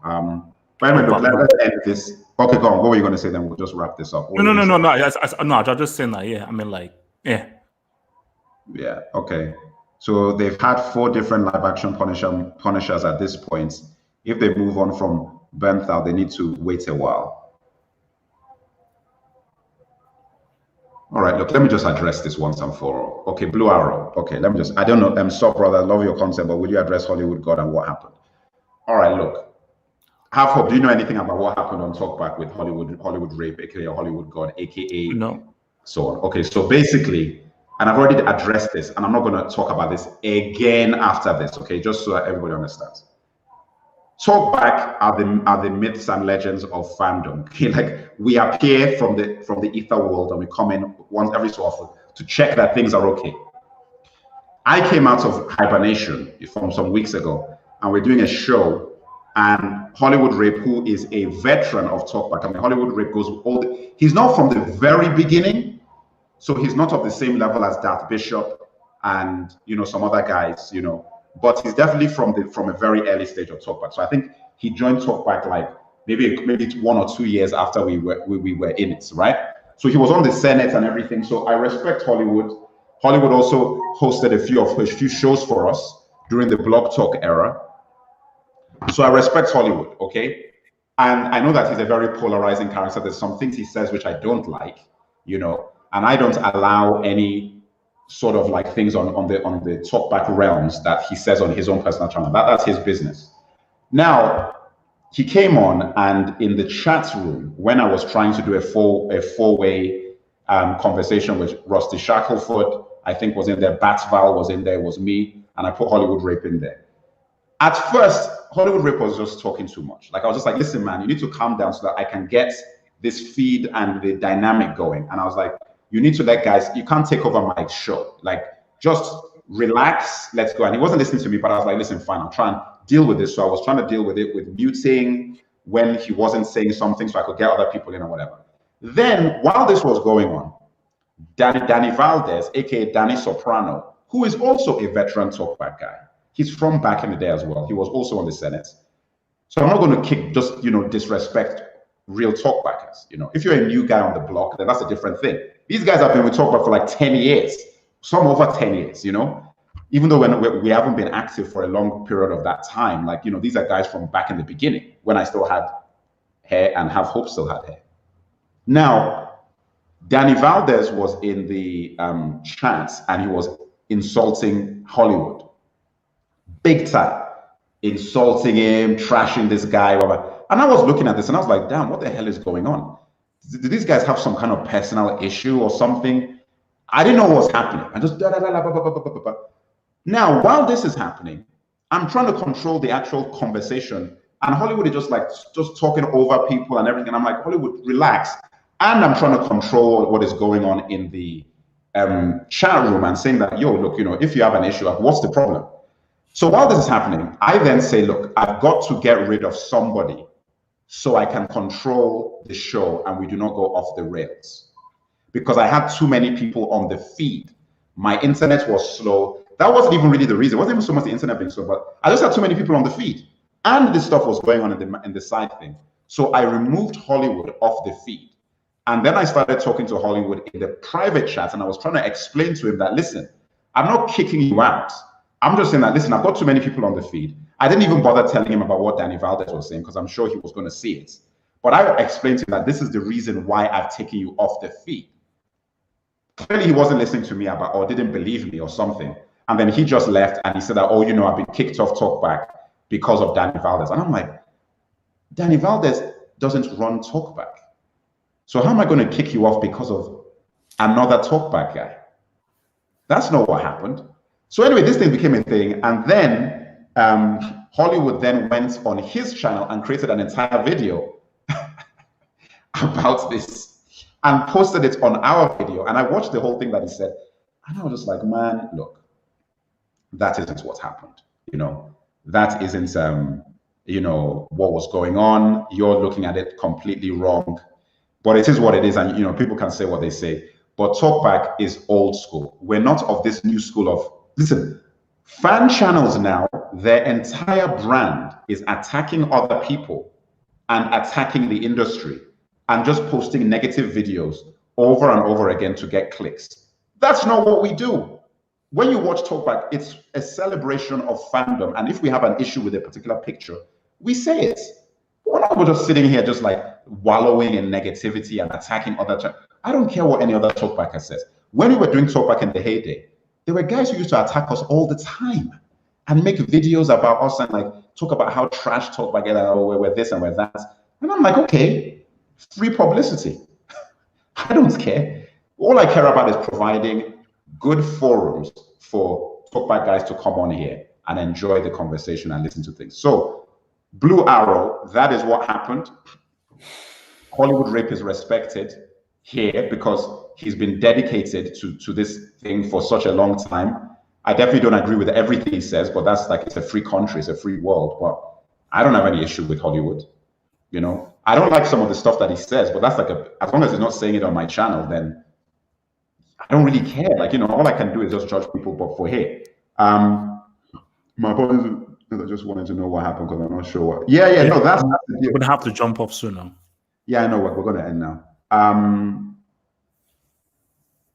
Yes, so that's the answer to that question. And yeah, man. So you know that's it. And honestly, no. I mean, Hollywood, because yeah, I saw him popping off sometime and everything. And like, you know, he's very emotional, very like extreme, but you know, his heart is in the good place, you know.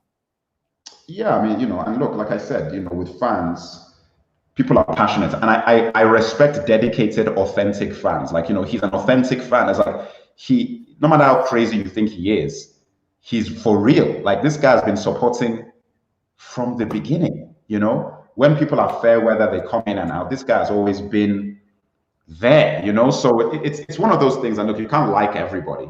My main thing is that I didn't like how Danny Valdez attacked him in public on the forum.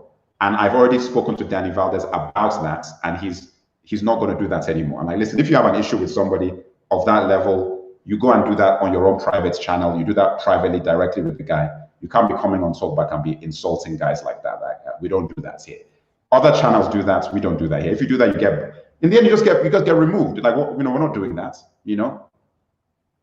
That being said, guys, thanks to everybody involved, you know, on this transmission. I'm sure a lot of people are going to watch this after the fact. Have Hope, like I said, is now, you know, guest coming in once in a while. So he's probably going to try and be here on like Tuesdays and Saturdays. And yeah, the next classics review. Yeah, sorry. The next one is going to be Ghostbusters. And I'll try and do Ghostbusters probably on Monday. Like I'll post the notification on the Facebook page when I'm doing that one, but it's going to be Ghostbusters. This is the next one. And then after that, probably Beverly Hills Cop will come after Ghostbusters. But yeah, Ghostbusters is the next one. All right, guys. Bay out. Spielberg in. And even though that phrase now doesn't mean anything, it does to me. Okay. Well, you have anything to add, Have Hope? Is that no, I'm saying like that phrase literally in 2020. Like, I mean, obviously I know that it's the outro thing and everything, but really as of right now, nah. You know, it's the what? I said as in 2020, that phrase like nah, it doesn't resonate. When you just know about Spielberg and everything, nah, it doesn't. Don't be so negative, Have. No, it's not. It's about being truthful. Spielberg in for what? You know, so. Like, this is the guy that's rejected Transformers, he rejected Star Wars. He's now doing Indiana Jones something. Someone I could trust. Because some damn fool accuse you of being the best. Okay, look, I'm out.